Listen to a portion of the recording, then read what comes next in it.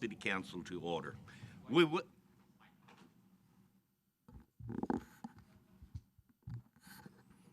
I've never been told I had to use a mic before. I usually cut mine off. Good morning. It is 8:35. It is time to begin our meeting of the San Angelo City Council, and we welcome you here this morning. We will begin with prayer this morning. I'll ask Jim Stanley to please come forward and to direct us in prayer. Stand as you are able, please. Come forward, sir. Good morning. Well, good morning. Let's pray. Our great Heavenly Father, we would begin with prayer this morning because we acknowledge that you are here with us, watching over this meeting, watching over this time. And Lord, we would begin by giving you thanks. God, we thank you that we are yet today one nation under God. We thank you that we continue to express the motto, "In God we trust." And Lord, we would pray today, we would give you thanks for our great nation. We would give you thanks for our president, our Congress, our courts. God, we would give you thanks for our Constitution, our guiding documents in our land. And Lord, we would also pray that you would continue to grant liberty, that you would help us to be a people of law, and that you would help us to guard the freedoms that you have so graciously given to us. And Lord, now as we think of our local government, we give you thanks for our city, for the way of life we enjoy here, for the many wonderful people that you have brought to us. And God, we pray that you would continue to preserve that way of life here in San Angelo, Texas. And Lord, now today as we think of our city government, we give you thanks again for the law enforcement officers that are represented here today, for those who work diligently to protect us day by day, our firemen, Lord, and others that are given by you to us to help us preserve our way of life. And Lord, now we think of this city council meeting that is about to begin, and we would ask that you would give wisdom to our city council members, to our mayor, to all those government officials that are present today. And Lord, as the proceedings go, we pray that you would help them to listen carefully, to judge righteously and fairly. And Lord, we pray that all the things that are brought before them would be given due consideration. Lord, we pray for wisdom in every matter. And we pray that all of those who have items to bring could proclaim and discuss them clearly. Lord, we ask that this city council would be a representation of the kind of attitude, actions, justice, and fairness that is expected of them by this population. And Lord, we would give you thanks for everything that is decided today, trusting that it is according to your will, and it is in Jesus' name we pray. Amen.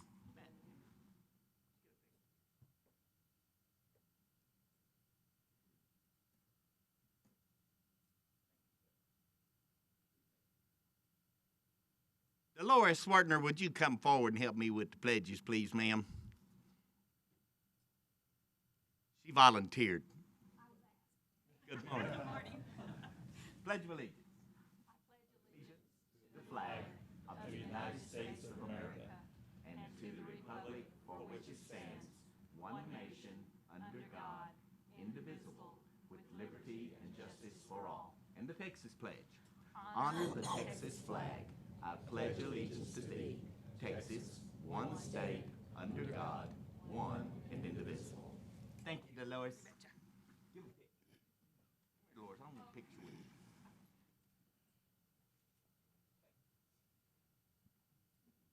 We do have several recognitions this morning. Sydney, are you here? Come forward, my friend.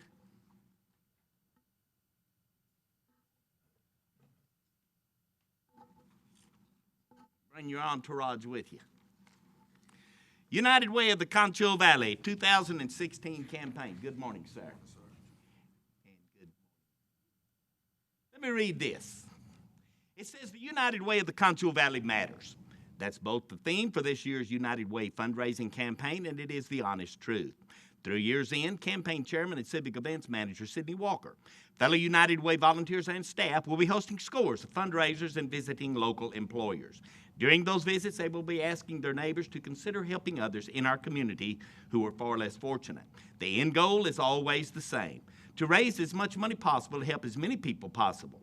We understand economic times are hard for many United Way donors. At the same time, that means that the needs are greater than ever before. Does the United Way matter? To the battered women who find safe haven at the ICD Family Shelter, yes, the United Way matters. To the abused youngsters served by Children's Advocate Center, the United Way definitely matters. For the families who rely upon the YMCA for after-school care, the United Way certainly matters, and the list goes on. 19 programs, all of which matter, offered by 17 local nonprofits. As a result, no other form of charitable giving is more efficient or effective. One gift can literally touch hundreds of lives impacted by the worst social ills we see in our community. The City of San Angelo supports the United Way, and they ask that you please consider doing the same. Therefore, I, Dwayne Morrison, the mayor of the City of San Angelo, on behalf of the City Council, do hereby recognize and applaud the United Way of the Concho Valley for its achievements and positive determination to make a difference in our community. Let me present this to you and give you the microphone. How's everybody doing? I'm Sidney Walker. I'm the Civic Events Manager and also United Way Campaign Chairman. Just wanted to say our United Way campaign has kicked off, and we hope that you all give from your hearts for this year. This year we plan on doing a lot of different charities, and we hope that you all come out and show your support for us for United Way. Thank you. I just want to say thank you so much for your support. Shall I say it again? Thank you for your support. We really, truly appreciate it.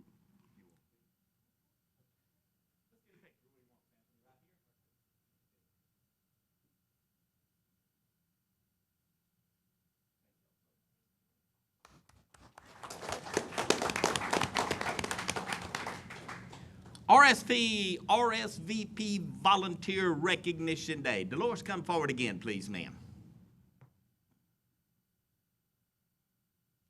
The 35th Annual West Texas RSVP Volunteer Recognition Event will recognize those who serve. We will be honoring all-star RSVP volunteers and their commitment to stepping up to the plate and hitting it out of the park through their volunteer service. This annual event will honor 456 volunteers who represent hope for many, unity, inclusion, and kindness to others, the very principles that are fundamental American values. The West Texas All-Star RSVP team leverages individual strengths into a cohesive group where everyone works together toward accomplishing the same goal. The theme this year is Baseball and Volunteering, an American Tradition. Therefore, I, Dwayne Morrison, Mayor of the City of San Angelo, Texas, on behalf of the City Council, do hereby proclaim September 29, 2016 as RSVP Volunteer Recognition Day in the Concho Valley, focusing on volunteer engagement, recognition, inspiration, and more. Dolores, and you have the mic, ma'am. As you gather, we're going to celebrate through a baseball theme, but we're going to be honoring volunteers that give a lot back to the community through service. United Way, that's here, Kids Eat Free, and a lot of different things. And actually tomorrow we'll be going to Austin. The Department of Aging and Disability Services is recognizing a group of these volunteers who provide medical transportation. And we recognize these volunteers stay with us for many, many years once they join the program. And it's a great way of expressing our appreciation to them for what they do in the community. So thank you.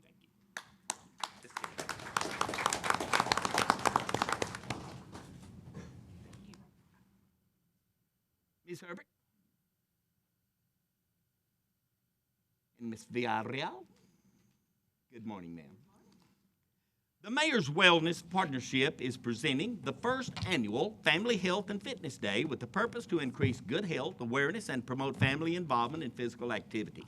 This is a national event that meets one of the goals of the U.S. General's Report on Physical Activity and Health. The report made it clear that health benefits can be obtained from moderate physical activity on a regular basis. The Mayor's Wellness Partnership was established under the Health and Wellness Task Force of the Tom Green Counter Hunger Coalition. The mission is to encourage, educate, and empower the community through programs that promote a healthier body, mind, and spirit. The vision is to work toward a healthy and a vibrant community. This event shall offer the opportunity to participate in a run and/or walk on the Red Arroyo Trail and free health screening, as well as education and information about health and fitness topics. This event is free to the community and encourages families of all ages to participate as area agencies and businesses provide information and support the Mayor's Wellness Partnership. Therefore, I, Dwayne Morrison, the Mayor of the City of San Angelo, Texas, on behalf of the City Council, do hereby proclaim September 25, 2016 as Family Health and Fitness Day in San Angelo, and encourage all citizens to support the initiative and come to the Unidad Park from 2 p.m. to 4 p.m. to enjoy the activities and adopt a healthy, active lifestyle. Ms. Herbert? Thank you. Thank you. You have the mic, ma'am. I wanted to let you know that the way that this began was we had about a year and a half ago, we had a conference called Growing Healthy Texas here, and it was sponsored by a number of organizations, one of which was It's Time Texas. And they have tried to make that the idea of health and fitness and wellness a big part of their life. That's the reason for their name, It's Time Texas. It means it's time, Texas, to wake up and start working on our health and wellness that we may have pushed to the side up to now. So as a result of that, there was a group that started called Wellness Wednesday, and we would love to encourage anybody to come to that if you'd like. It meets at St. Paul Presbyterian Church the first Wednesday of every month. And the idea behind this group was that we could communicate with each other to know more about what was going on in the community, because there are lots of little pockets and people working in silos in various ways about health and fitness. So we wanted to bring everybody together, and so this Wellness Wednesday group was formed. And out of that, which was that group was another task force with the Tom Green County Hunger Coalition. That Hunger Coalition also does things like our summit, West Texas Hunger Summit, and our Kids Eat Free program. But from that group, the Mayor's Wellness Partnership was born, and this is an initiative that is used in many cities across our state, and so we wanted to do that in our own community.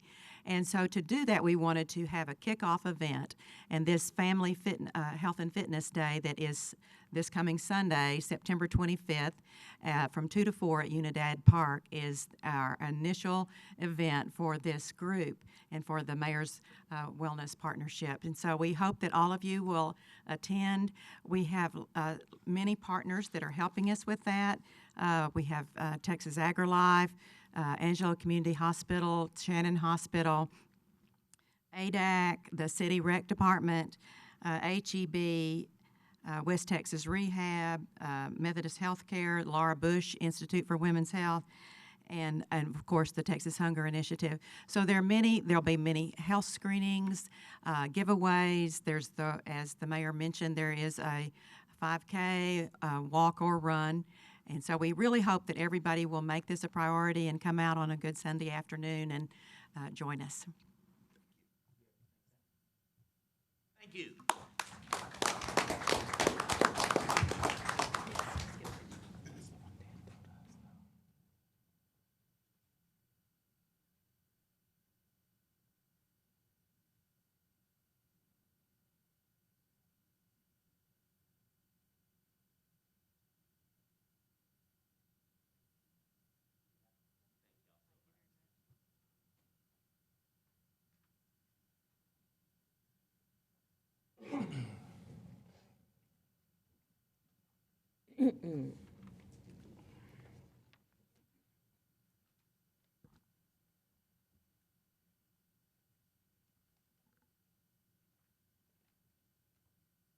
It is now time that we allow for public comment.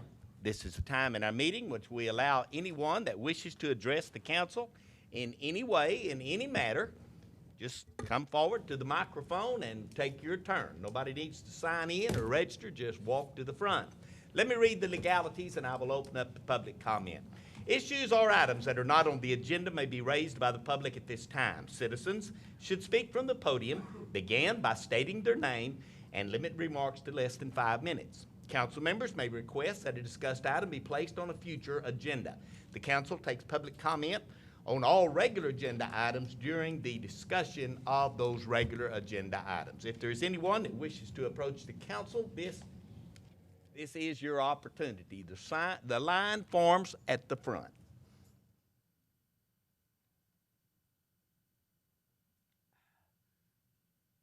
Good morning.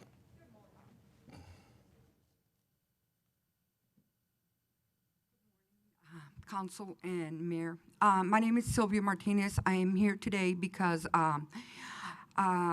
for the actions that I couldn't get my business open, and I was paying for my water bill and my storm water and my taxes. I have not, I went down to the water department and see if they could put my storm water till the 5th when I get my disability that I'm in. And they refused to give me 5 days, so I can pay. So I told them, turn the water off, which I've been paying $89 that I pay for a place that is closed, Mayor. And I think that $48, $89 that was going to the city, it's in, money for this, that we don't even have to give the police officers a raise. Every penny counts right now, and I hope that you all have the wisdom to go on and do something about it, because it's a lot of things going on right now, and I feel that we have to do something to give a raise to the police officers as a taxpayer. I'm a taxpayer, sir, and I hope you can do something about these people that work in the water department, because they don't try to work with us people, and we're taxpayers too, sir. And God bless you, and you have the wisdom to know the difference, because things are not going right when we can't give a raise to our police officers, sir. Thank you. God bless you. Yes, ma'am. Good morning. Good morning. My name is Rhonda Moore. I am a citizen of San Angelo, Texas. I have been for the past 30 some odd years. I'm not going to tell you how long. Mr. Carter, I voted for you. I live in your district. I wanted a change, so I helped you get in your seat. I am quite appalled that the San Angelo police officers have to negotiate their pay. I read the article that was on Facebook the other day, and something caught my eye. I noticed that there was a clause that was written in the contract that stated something to the words of the effect that if the city was not able to meet the contract, that the contract would become null and void or something like that, which tells me as a citizen that y'all probably never intended to pay it in the first place, which kind of saddens me as a citizen of San Angelo, Texas, because that doesn't make me feel very safe. I have myself noticed that there are several officers that have retired lately, and I know that San Angelo Police Department has hired several new officers, so I know that there are a lot of new officers out there, and it just makes me wonder how young this department is. So, that being said, I also noticed in the article that y'all politely reminded the officers that if y'all were not able to come to an agreement, that this contract would also become null and void, and the members of the, I forget the term, the members of the police department who came to y'all with a new agreement was rejected by the city council and maybe also the financial department, I'm assuming. I'm not sure exactly why. I'm not sure exactly what their agreement was or what their terms were. And you also politely reminded them that if there's not an agreement that comes upon today, that that the entire contract is to be null and void back to September of back to 2013, that you'll take away their pay. Do you realize that these people have families that they have to support, and that that cost of living has gone up immensely since 2013, that we are now in 2016, and that these people have children that are in activities and they have to pay for food and bills and everything? This just concerns me, that, you know, they have to pay for a roof over their children's head, and they have to pay for all of this stuff, and now they're being threatened, not to mention the city of San Angelo, these fine members. And the city, that if these, is that my time up? I'm so sorry, but can I just say one more thing? Go ahead. Okay. My final thing is that I feel that the San Angelo Police Department is being punished. But you're not just punishing the San Angelo Police Department, you're also punishing the citizens of San Angelo.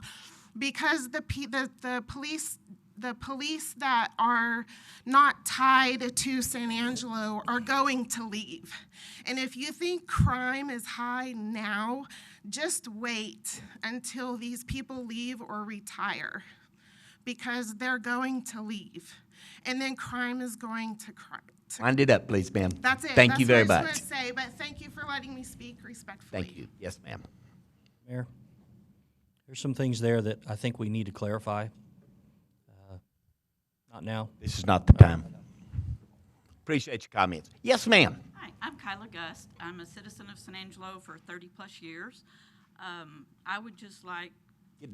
Microphone, please, ma'am. I would just like for y'all to, for our SAPD, to please consider how they protect and serve us daily, and it's now our turn to protect and serve them. Without a strong police force and a strong infrastructure of our fire department, schools, and everything else, we're not going to attract businesses and families to this city. And that's something we really need. Thank you. Thank you, ma'am.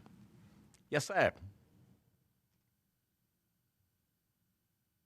Good morning, Your Honor, Counsel. Good morning. R.A. Cantrell, citizen of San Angelo.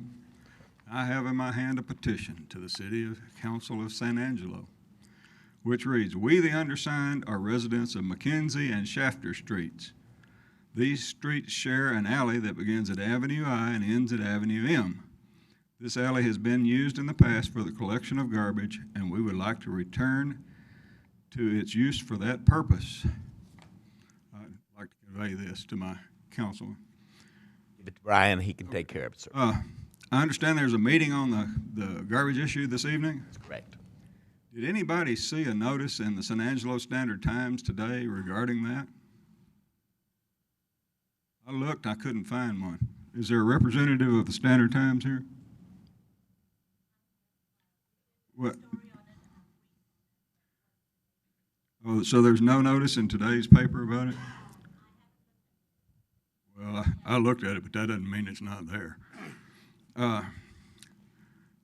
You know, when the way we got into this tragedy of the trash, we trusted city government, city staff, and our local institutions to take care of us.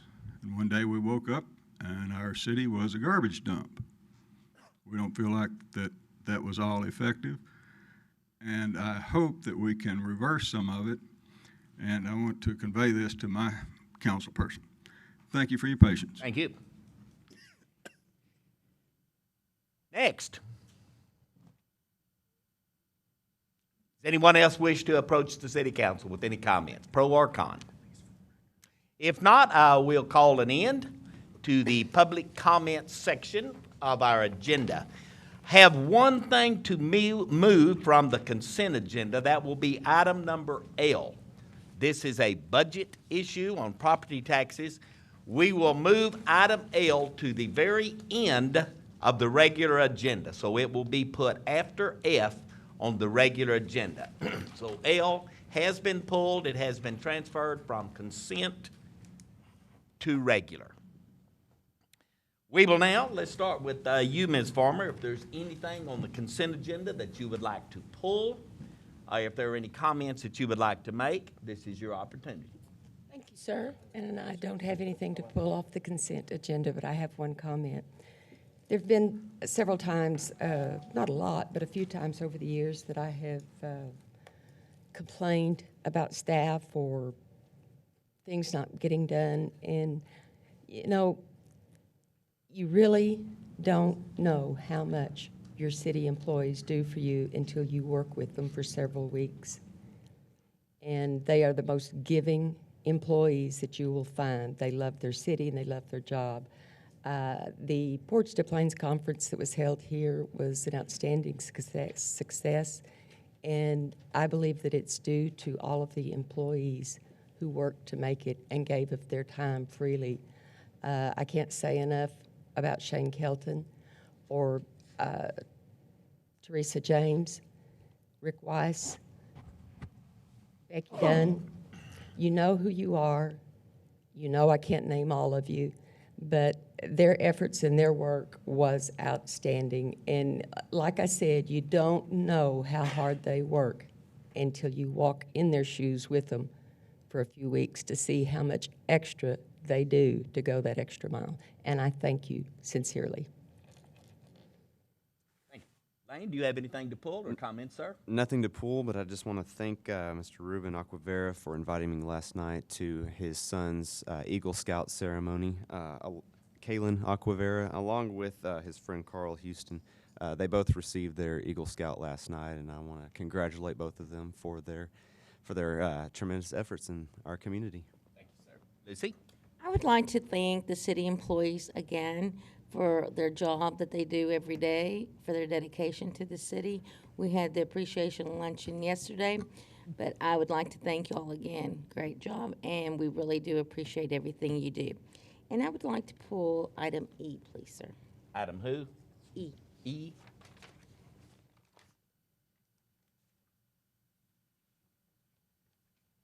All righty. Do you have anything, Harry? Nothing to pull. I want to make a little shout out to Sydney Walker and Carl White and the crew for an outstanding River Fest. And I also echo a little bit about what's already been said. A real big shout out to Becky Dunn for the Porch to Plains work that she did and in help organizing the employee appreciation lunch yesterday. Marty? I have nothing. Bill? I'd like to pull H. What number? H. H. And N. We have decided H, and that was going to be the announcement I made. We are postponing H. I just got that word. Staff has postponed this to another agenda. So H has already been pulled, Bill. Okay, and N. N.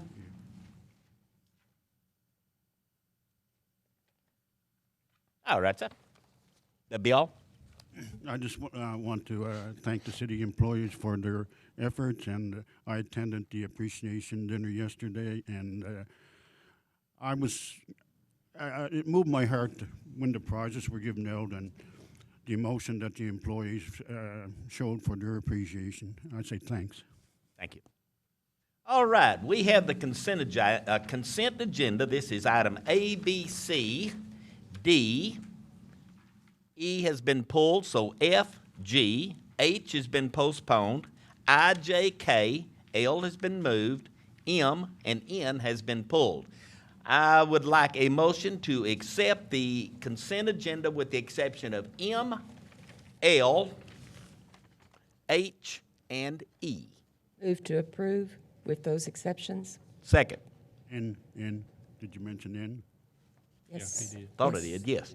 Yeah. N, L, H, and E have been pulled. I need a second. Second. Marty, have any further council comment on this? Do I have public comment on the consent agenda? All in favor of accepting as the motion has been amended, please say aye. Aye. And opposed, nay. This will be a 7-0 vote. We will start with E. That's the first one we pulled. Lucy, this is yours, ma'am. Yes, I believe James, there he is.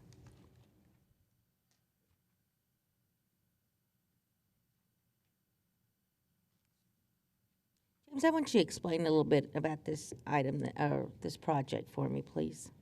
Yeah, and if you want details on the project, Russell Pale can More or probably less describe about this that. but- $115,000. Yeah, in terms of exactly what this is the project that would widen West Concho, just that one block east of Konigheim.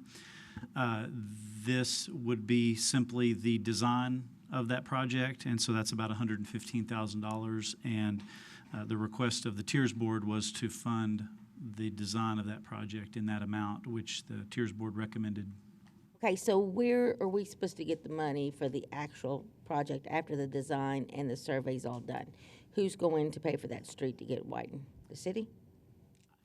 I think the short answer is it's a combination of the city, but TxDOT will cover a portion that's in the TxDOT, the intersection there at Konigheim.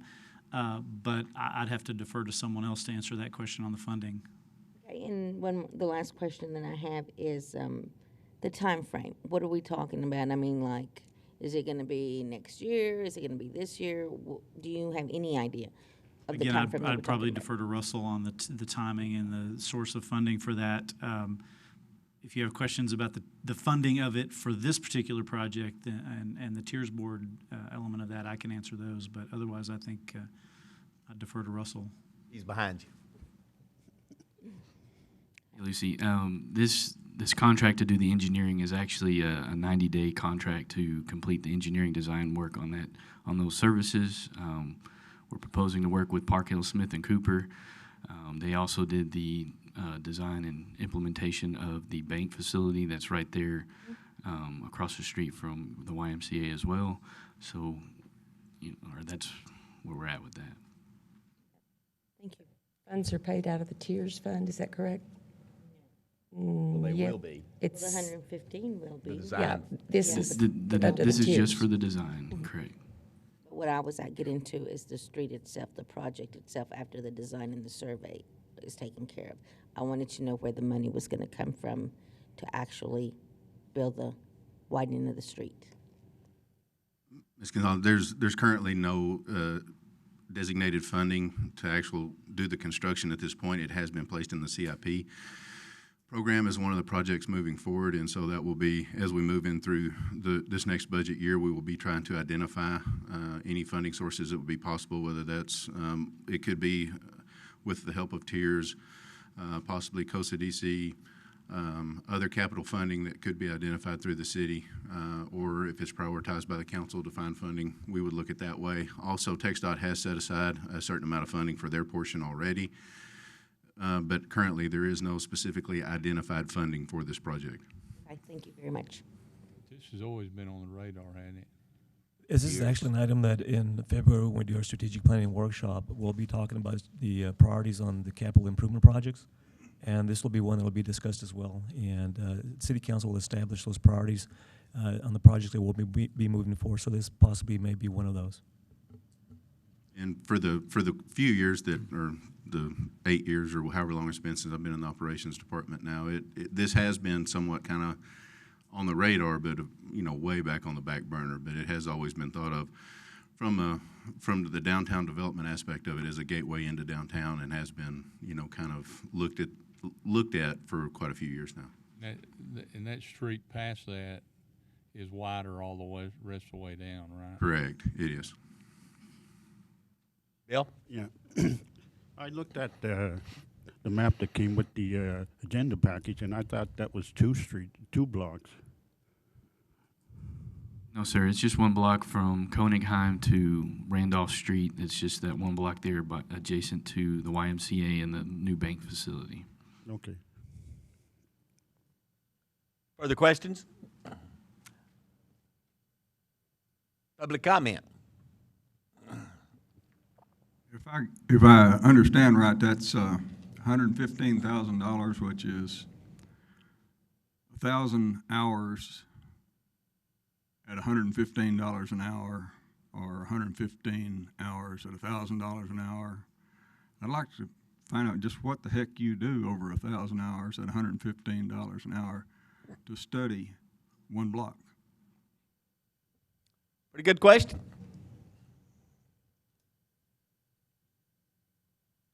The 115,000 is actually just an estimate. It's actually a little less than that. We're looking at more like $112,000, but which includes surveying and engineering design time. Typically, an engineer's time ranges from $150,000 to $160,000, not 115 or whatever the number was thrown out there.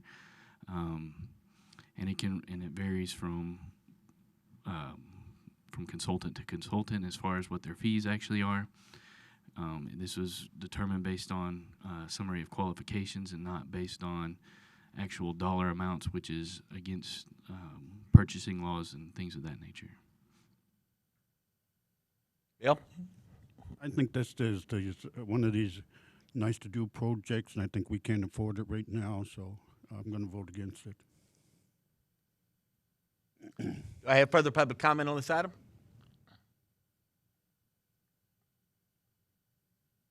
Good morning. Steve Hampton. My question was, the total amount, was that 800,000? Is that the one? What we're dealing with the today total- is for the total 115,000. project? Okay, but today it's only a part of it. Yes, this is a design.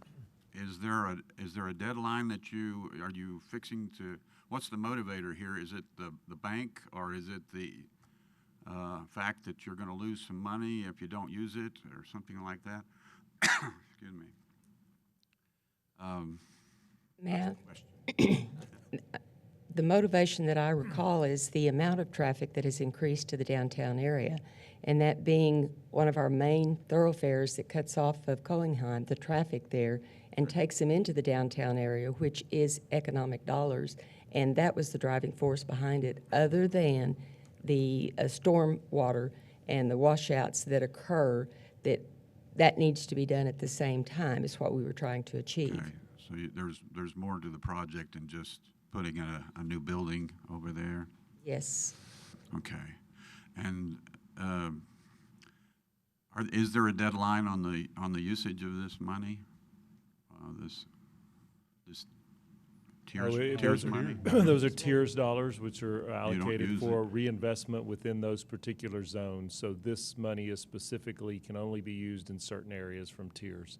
So there is no deadline on when those have to be used. Thank you. Any other public comment? Move to We'll ask approve for a as motion. presented. Okay, Charlotte has moved to approve as presented. Do I have a second? Second. Do I have a second from Harry? Any other council discussion on this? I've called for public discussion. Is there any other public comment? Then I will call for the vote. All in favor of accepting this $115,000 of tiers funds for design work, please say aye. Aye. Opposed, nay. Nay. Put a 5-2 on that one, please.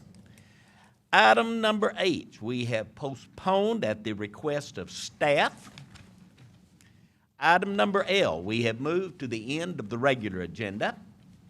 Item number N has been pulled by Bill Richardson. That is the second reading and consider adopting an ordinance amending Chapter 7, Health and Sanitation, Article 702, Property Maintenance, Section 702-063, Weeds and Vegetation of the San Angelo Code of Ordinances to add affirmative offenses in cases where developed property is 10 acres or more. Mr. Richardson.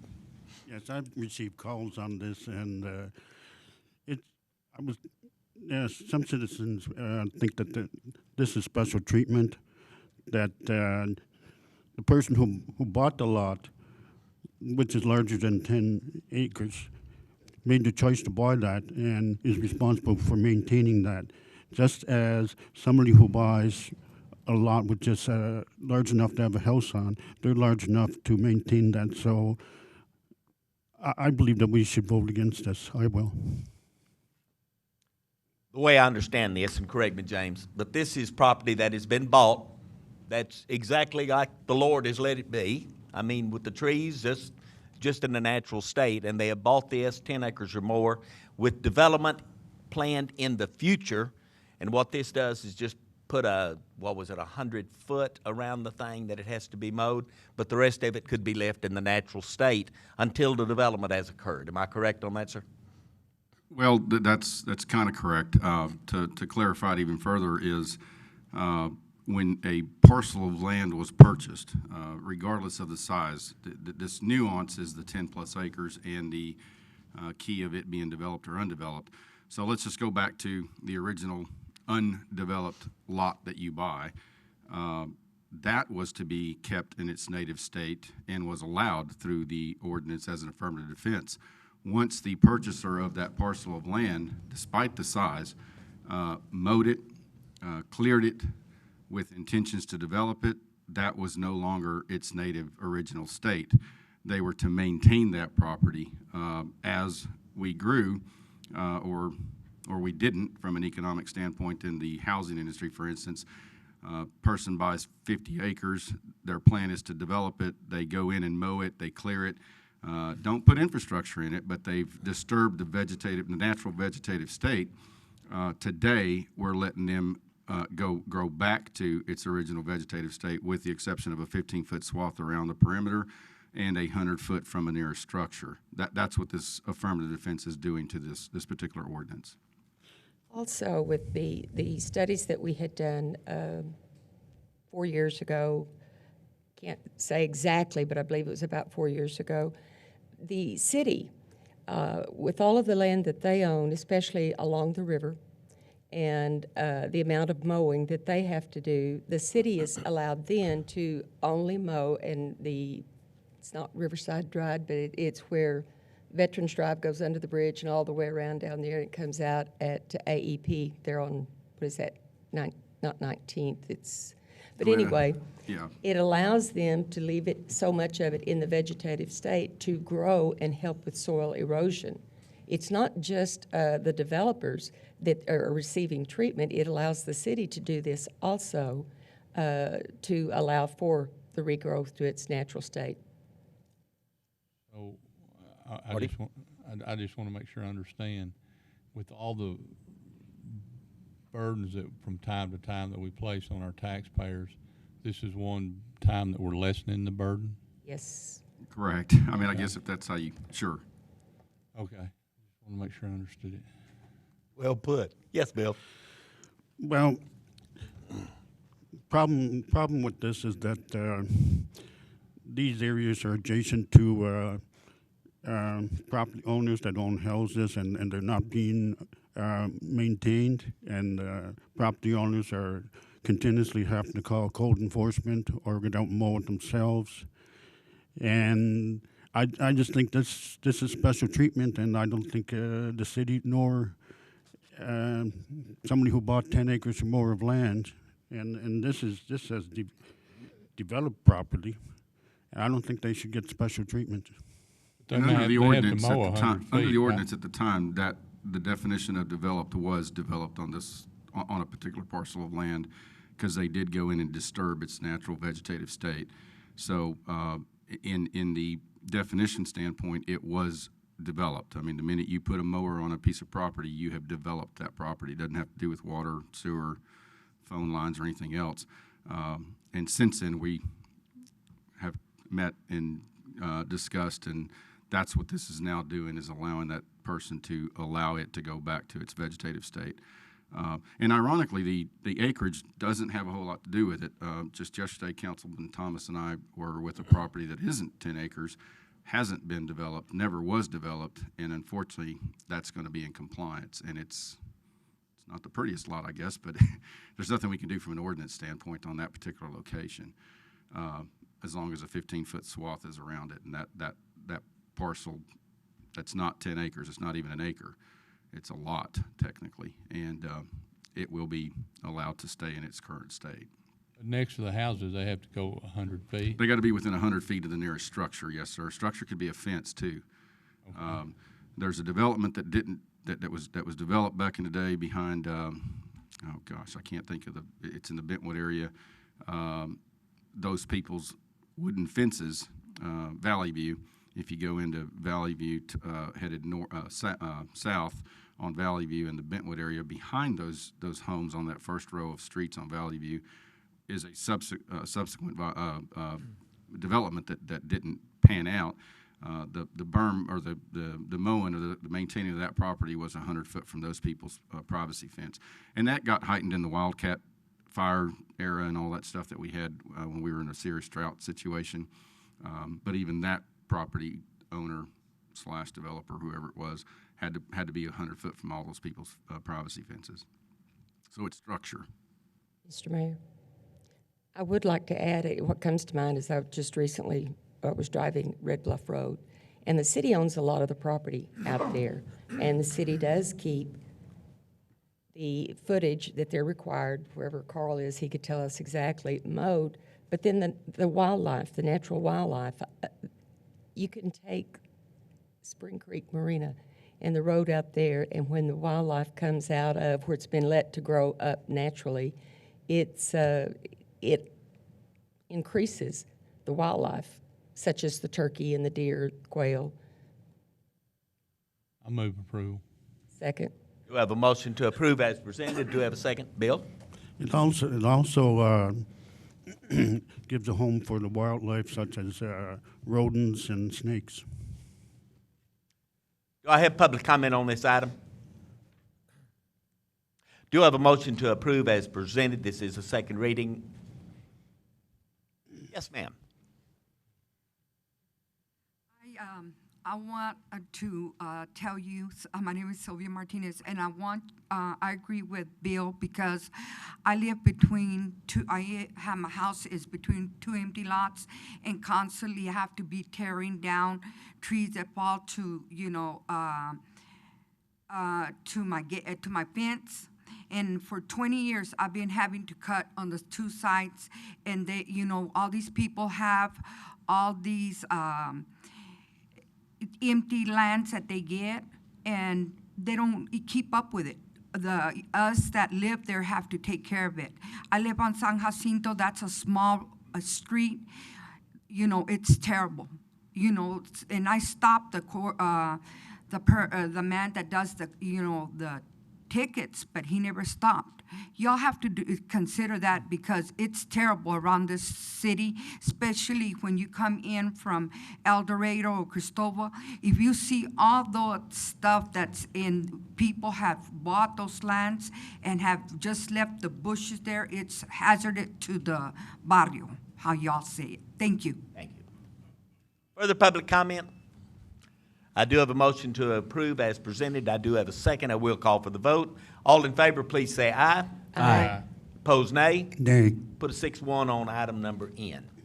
Regular agenda, update on the Sherwood Way Improvement Project. This was requested by Councilmember Farmer.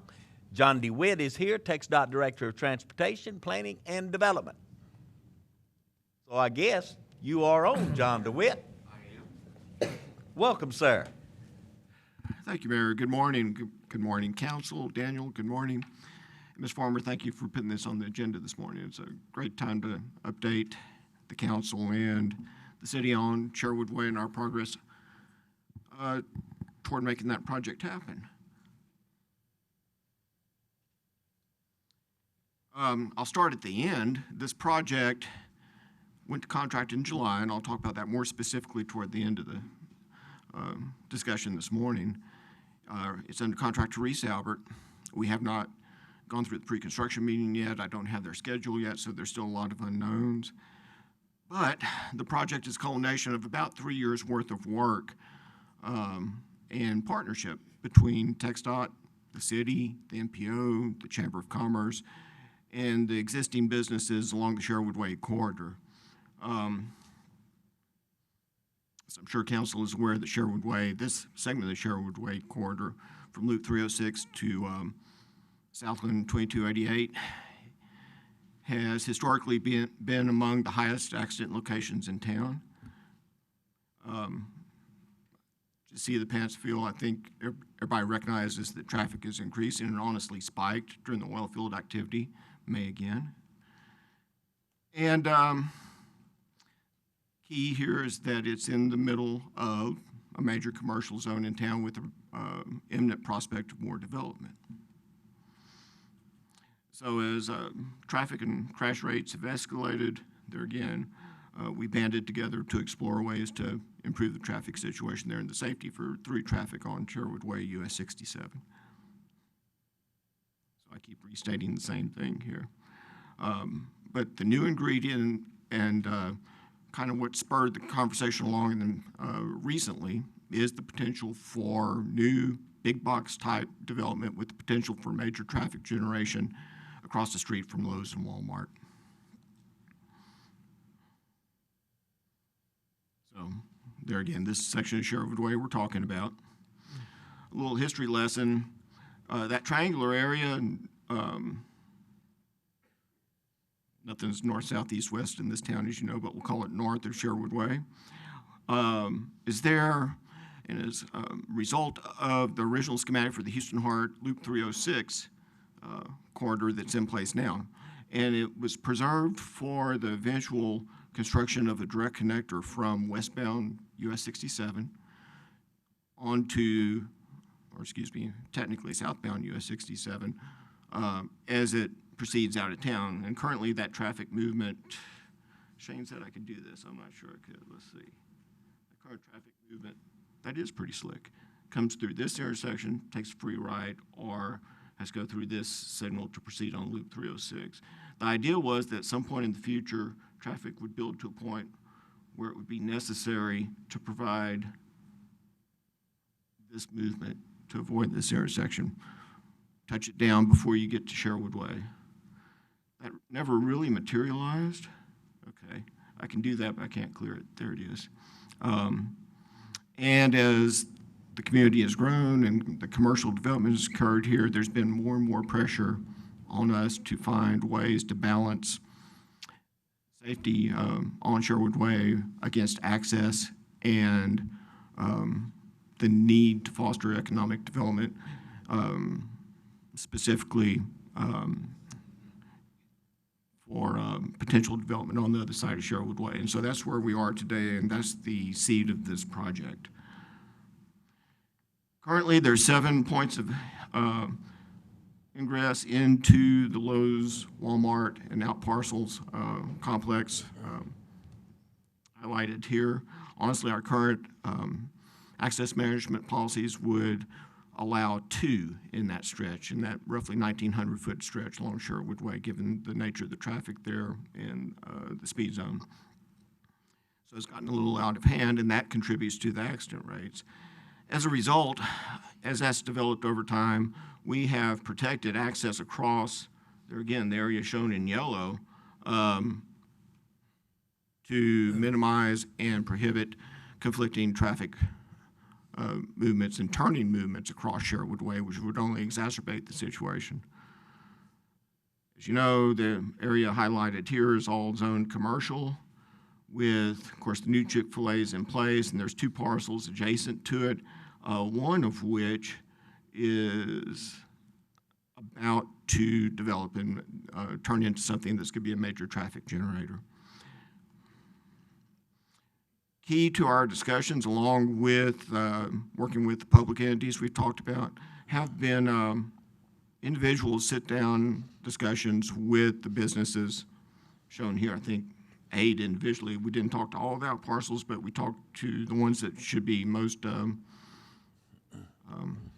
affected potentially and concerned about what we might or might not do on Sherwood Way to try to balance things out. So Lowe's, Walmart, Dairy Queen, Wendy's, Stripes, Sam's Club, Chick-fil-A, and the bank all came in and talked with us individually. I'd like to thank the chamber. They set those meetings up for us, facilitated it, and was a key, honestly, to this whole project moving forward.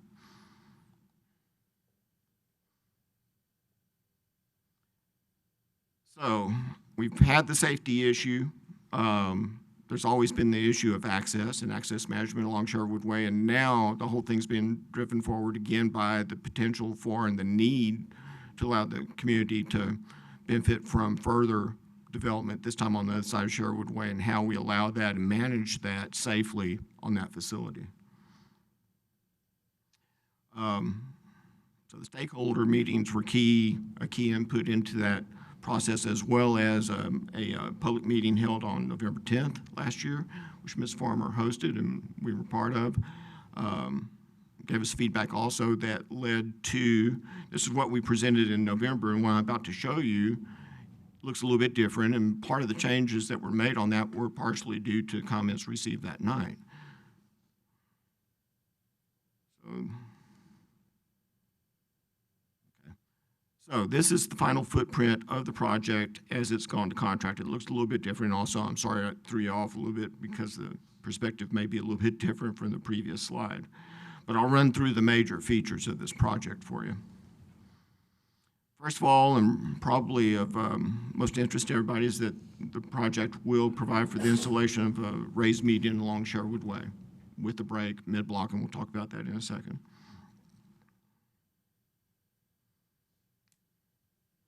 And I won't dwell on this for very long,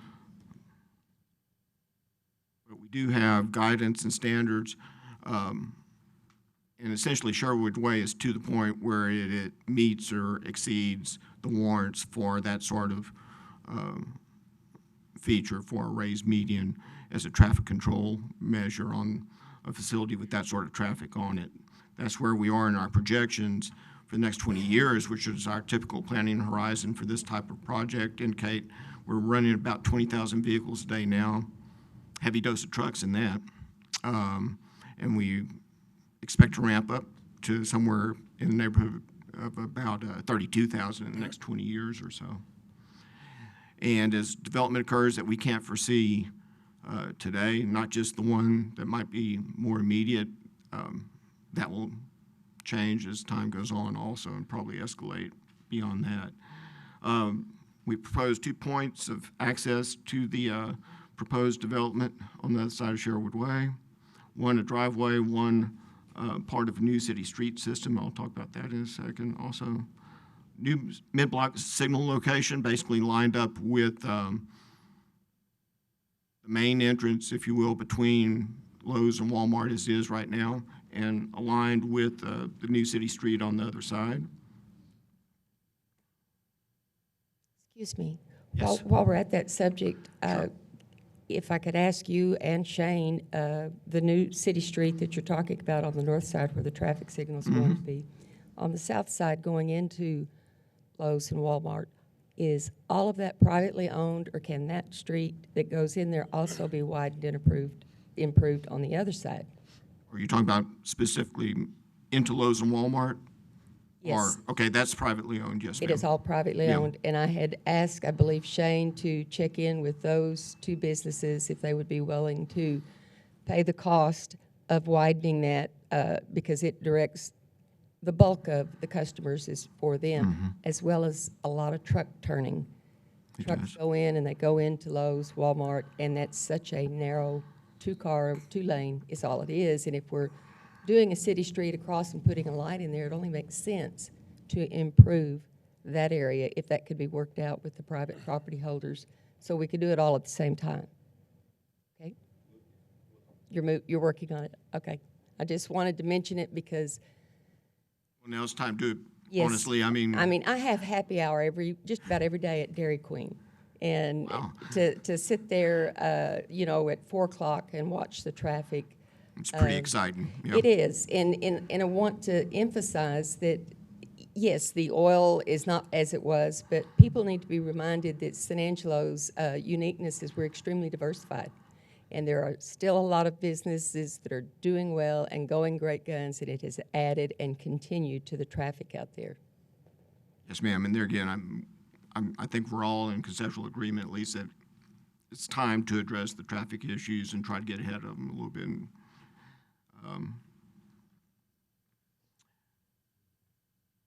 Next, of course, the whole system up and down Sherwood Way and into town, past Loop 306, will need to be amended. We're working with the city on that. Did you have a question, I'm sorry, Bill? sir. Yes. Okay, I'll call it the access road, which is north of Sherwood Way. Yes. Now, that's a one-way now. It is, Okay, and is that will gonna be changed to a two-way? right. I'm going to talk about that in a minute. Okay. Sorry, didn't mean to put you off. I do have a slide that kind of talks about that and walks us through it. Okay. So the whole signal system going into town up to Southwest will need to be amended to time this out to insert that new signal in mid-block here. But also, there will be changes to the phasing at the intersection of Sherwood Way and 2288 Southland Boulevard that will most notably feature a protected U-turn movement, which is kind of a new thing for us here, but to try to accommodate some of the out parcels in this stretch here that might be most negatively affected by the installation of a raised median and allow traffic to come back to them relatively simply. Of course, there's other ways to get there too. Traffic coming from town has this option, or they can turn on Southland. There's a corresponding project, as I'm sure you know, on Southland that would facilitate that also. I'm looking at Shane. He might want to speak to that in a minute also. But that's, I think that's a key ingredient that might be kind of subtle and easy to miss just if you look at the set of plans, but that's one of the things we baked into this also. Okay, so this is talking about now what you were speaking of, Mr. Richardson, the conversion of the existing now connector from southbound 67 over to northbound 2288. This section here will be obliterated.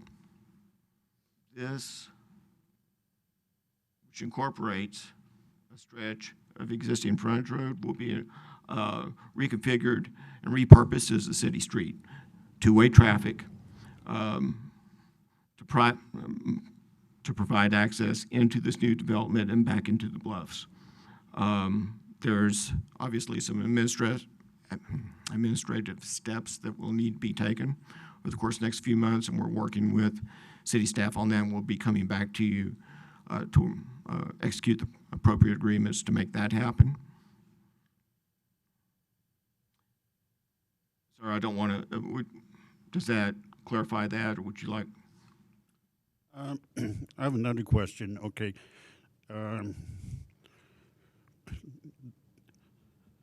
The part of that access road that I mentioned, which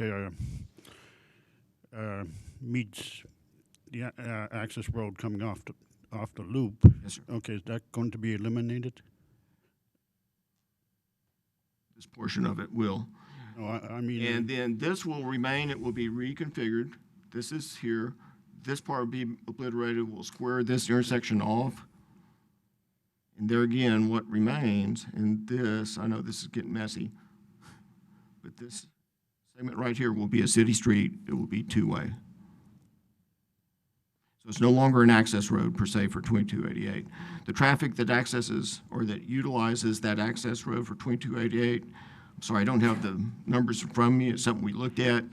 We feel with the other improvements we're making to Sherwood Way, current traffic as well as projected traffic levels for that movement can be accommodated on Sherwood Way and do not need that separate facility. And so that's what opened this possibility up for us.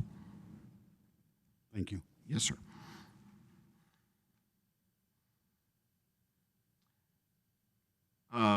As we've been hinting at here, there will be modifications of both those intersections, and most notably, this one will be opened up to 4 lanes all the way through on our side, which made Chick-fil-A and the bank honestly pretty happy. And then the corresponding project on Southland will match up with that, and the city's working on that now. Mr. DeWitt, before you take your map down, can I ask a question or request something? I requested, and this is back when Lisa Santana was with the MPO, so you know how long ago that's been. We were both here for that, sure. Yes, and I requested at that time that if the state could please put up signs on the bridge, and if you come past the intersection, they're at Lowe's, and then you're at the loop. When you're coming into town from the west, you're going east, and the loop, the lane that takes you around the circle to put you back up on the loop, which is the easiest, fastest, and better, but a lot of the people that drive through here, they don't know that. If you don't know the city well enough, that's one of those things you really don't see coming in time. The arrows, if you just post up on the bridge up there, the arrows that this lane direction and it goes around, you would relieve a lot of the traffic at the next stoplight where they have to turn behind Academy to go on to the loop, and that's never happened. Best Buy and Academy. Can we get that Okay. done? I'm glad you mentioned it Tomorrow? now. How about Next this week? afternoon? We can look at it this afternoon. I would appreciate it. Okay. Thank you. How about that? I'd like to make one comment. Yes, sir. I knew a gentleman that worked at Walmart for 7 years and didn't know that turnaround was there. Yes. If you're not familiar, you don't know It- that it's there. it's and kinda hidden. I The agree. better way to get up on the Well, we put loop. it there just for the locals, and it's kind of a guess well-kept so. secret. I okay? guess so. No, I agree, it is confusing. But if you just So I put the understand. arrows on the bridge, this lane is straight, Yeah. straight, and then this one turns left and take the turnaround, it makes traffic a whole lot. No, it's a good suggestion. We will, I'm kind of kidding with you, we will take a serious look at that. Thank you. And then the final feature I'll point out to you, it's hard to see on here, but there are sidewalks provided on this also, and it's kind of hard to see at this scale, but the blue on both sides of the roadway is intended to indicate sidewalk and pedestrian ramps across the driveways and streets, so there again, there's a laundry list of what I've just described to you. Funding for this project, it came in. I'll go to the second slide first. In hindsight, I have it backwards, apparently. As I said, we let this project in July. Reese Albert was the successful bidder at an amount just over $3.8 million. Now I've confused myself. I'll go back to this one.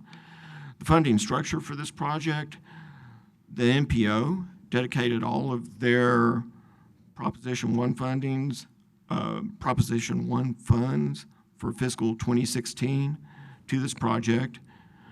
Additionally, we had a donation from the development group that's in possession of those 2 commercial parcels across Sherwood Way to make this project move forward. And then we funded the rest of it. There again, for a total of $3.8 million. I'm at a little bit of a disadvantage because we have not had our pre-construction meeting yet with Reese Albert, so I know you might have questions about schedule and impact to traffic. Reese Albert, our contractor and our partner in this, will have a lot of influence, obviously, and we just do not have that from them. I've talked to him informally about it. We should be having our pre-construction meeting in the next couple of weeks, and I don't want to put them on the spot, but I believe they're going to start construction and some of the stuff that will honestly be of no impact to Sherwood Way itself because there's work out in that open area that can be done that will be of no impact to traffic. I think they're going to go ahead and get started on that in October. There again, that's tentative. They have some business decisions to make. I do not want that to be binding, but the point is this project may be going on through the Christmas season. We and Reese Albert will be sensitive to that. I really think because of the nature of this project, the impacts may not sound like it. The construction impacts will be relatively minimal and can be managed such that we'll survive the Christmas season. And also, they can organize a sequence of work to where, there again, those impacts can be minimized. But I just don't have a lot of detail on that yet. So with that, I'd entertain any questions you might have, comments. Any other questions, council? One suggestion, when you have the turn lane that turns right onto, right there at Chick-fil-A, if that turn lane could be longer, the amount of people that are coming. It will be. And me you're show you. taking away that one road, it definitely needs to be longer. And is it going to be Okay. 2 turn lanes, Okay. right, or just 1? See this area here in green that I'm drawing over now? That will all be turn lane. Okay. So yes, it will help alleviate some of the queue there at that intersection. And there again, keep in mind, this is 4-lane here, so that opens that up as well. Should help. And then the other point is, once this is built and put into operation, we still have some flexibility, especially with signalization. If things don't work exactly like we hope they will after modeling it, we have some flexibility and we can work with the city to try to optimize things. So be a work in progress. Thank you for the update, Mr. DeWitt. I truly appreciate it, and I know citizens do. I want to encourage the city to have what they need to be doing with reference to the street in between Lowe's and Walmart, and also at Southland, that construction taken care of, so it's all at once, and any underground water, sewer stuff all at the same time to get it done. So. Yes, ma'am. 20,000 cars a day. It's a very heavy area. It is, and it's only getting more so. So, Again, thank you very much. Do I have public comment on this item before we move on? I've got one question. Yes, sir. For the traffic exiting Chick-fil-A, since you know how heavy that is, will there Yes. be access for them to swing around other than 2208 to go back towards the Southland? We feel like this will be a major leg up for them because that basically, and I'm sorry, this is an old aerial, basically new Chick-fil-A sits right there. Shane, I really like this, by the way. This is fun. That is where roughly the new Chick-fil-A location is. This will be a right-in, right-out type ingress for them, and it should give their customers a better option or a second good option. We'll see how it works out. Or relieve some traffic there? Yes, sir. Yeah. Appreciate it. If there's no further comment from council or public, this agenda item has been closed. Thank you, John. Appreciate you, buddy.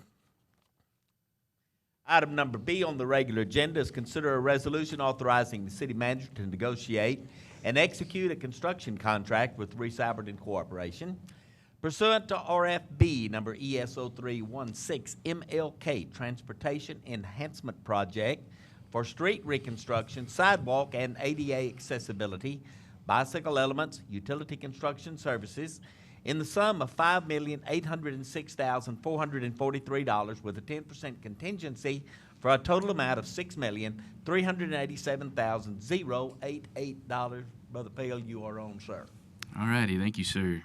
This is the first project of our 10-year plan for an $80 million reconstruct on all of our streets. The MLK project is primarily a two-part project.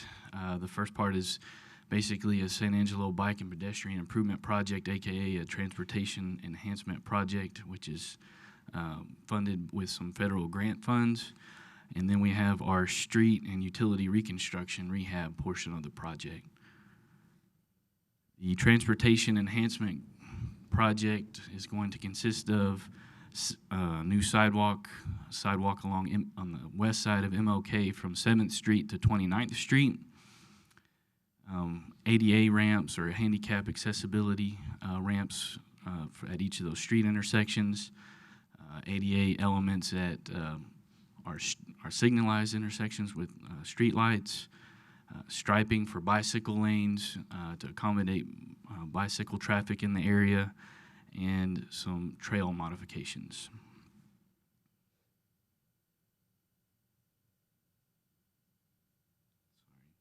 Clicker's not working. All right, the street and utility reconstruction rehab portion of the project is basically replacing and rehabbing our water and sewer mains in MLK Street, along with those services that extend from the mains to the right-of-way line. Anything beyond the meter to the properties will still be a maintenance issue for the individual residents. We'll also be mill and overlaying the portion of MLK from 7th Street to 14th Street. What this means is we'll be removing the top 4 inches of MLK, and we'll actually be coming back with just a 2-inch layer of new asphalt on MLK. And then from 14th to 29th Street, we'll be doing an actual reconstruction of that portion, which means we'll be removing the entire pavement, base, coming back with new base, recompacting everything, and putting a new street surface for that section. We'll also be looking at adding and replacing any curb and gutter that's been damaged or where there's no curb and gutter. We realize there's a lot of businesses in this area that have a lot of frontage, and we'll be working with those businesses as well with lay down curb and gutters so that they're not restricted as far as access to and from their property. But the lay down curb and gutter gives us an established edge of pavement and helps us to better maintain that street. This is basically just an overview of the project. The areas shown in red or highlighted in red towards the north and east side of town are basically what the contract is going to be covering. This area here is MLK. and all the associated work with that as far as or what I already explained. This area here to the east is the trail modifications. There's an existing trail that parallels Rio Conso Drive. What we'll be doing is we'll be widening that existing trail. I mean, it'll mirror or look the same as far as the material type at the end of the project will look the same, but it'll just be wider so that we can accommodate pedestrian traffic and bicycle traffic and trying to keep people off of the street. The portion shown in blue is also part of the grant project here to the south, but it's a portion that the city crews will actually be doing. It was in an effort to try and save us some dollars as far as using a contractor versus city crews. This will primarily just be a little bit of striping and some new signs in those areas to help with the bike pedestrian or the bicycle traffic in that area. Lastly, the funding. The grant funding is actually a little over $1 million. It's an actual 80-20 split. The city will be contributing about $270,000 of that. The $270,000 actually included just here in the street bond funding. 120 of which of that was already approved as what the tiers will be funding, what we approved earlier. And then as far as the water funding, there will be approximately $820,000 coming out of the water fund, $1.5 million coming out of the sewer fund, and then nearly $3 million coming out of the street bond funding to help with the reconstruction of those streets, bringing us to a total of $6.3 million for the overall project, and that $6.3 million includes 10% contingency for any unforeseen issues that were not brought up during the design phase of the project. With that, You have a question, Marty? Yeah. We're going to, from 7th to 14th, we're going to mill and overlay. That's correct. And I definitely assume we're going to do that after the sewer and the water. The sewer and the water is going to be replaced down that street, right? That's correct. The entire length from 7th to 29th will be either replacing or rehabbing the water and sewer infrastructure in MLK right-of-way. And, we'll just follow it up with a mill and overlay. We went, the idea for that was basically came from our Fugro street analysis study that we had done. That portion of MLK from 14th to 7th was in a much better condition than from 14th to 29th, or at least it sees a lot less traffic. So in an effort to help save some money, reconstruction is typically much more expensive than just a mill and overlay project. So that was a better use of our funds. And I agree with that. My concern is once we dig up enough of that street for the water and for the sewer, is there going to be enough left to mill and overlay? That's correct. Yes, there will still be enough to mill and overlay those portions. They'll be coming back with either, they'll most likely be coming back with just a temporary, we're going to come through there, do the utilities first.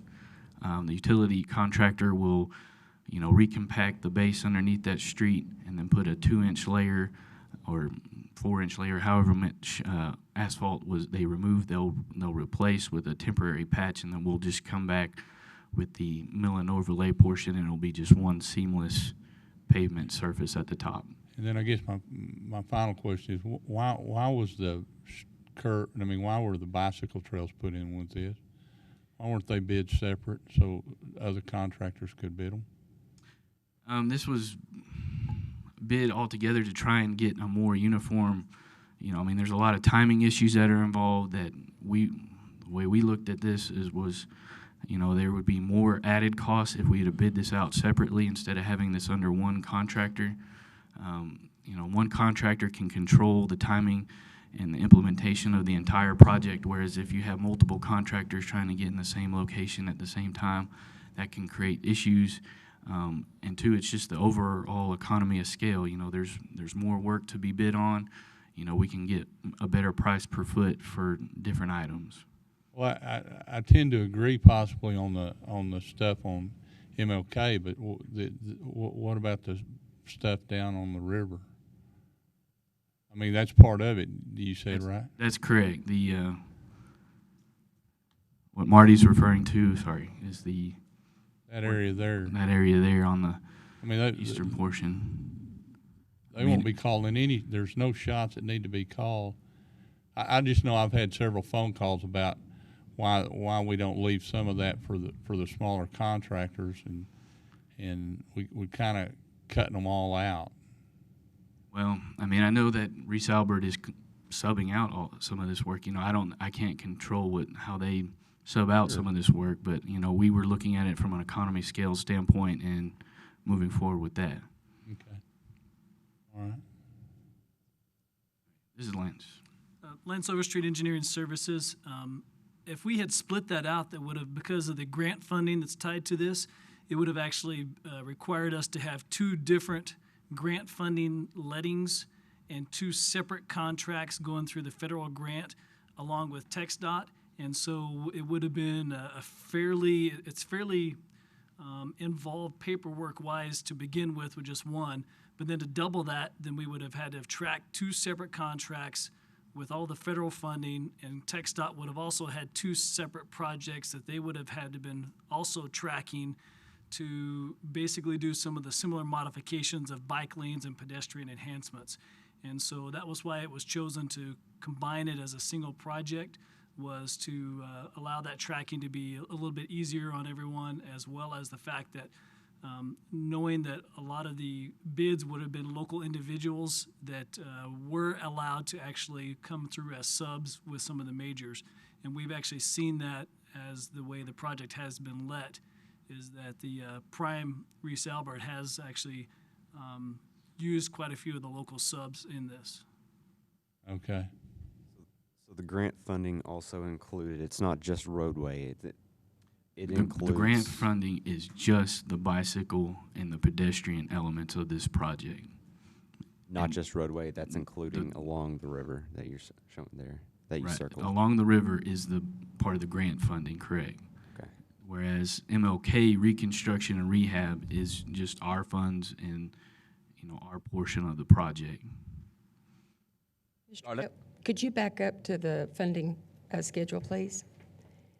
And if I'm saying anything wrong, please correct me. As I understand this, this is part of our money that we went out to bond to fix in our plan to fix streets in San Angelo. This kicks it off.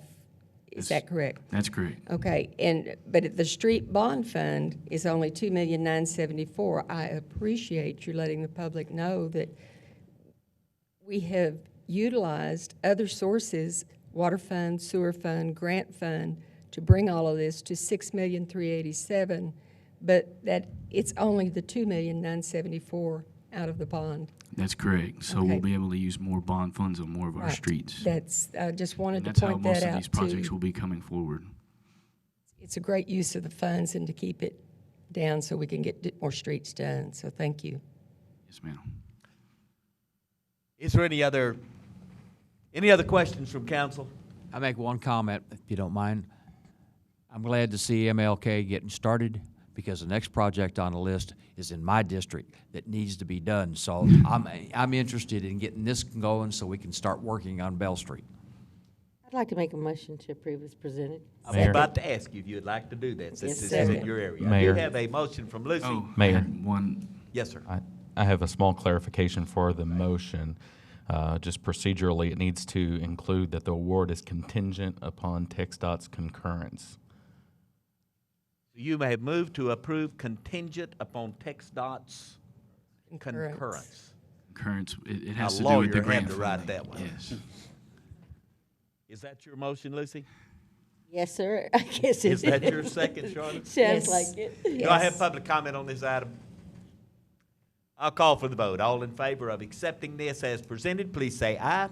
Aye. Opposed, nay. Put a 7-0 on it, Brian. It is 10:02. I'm calling about a 15-minute break. Yes.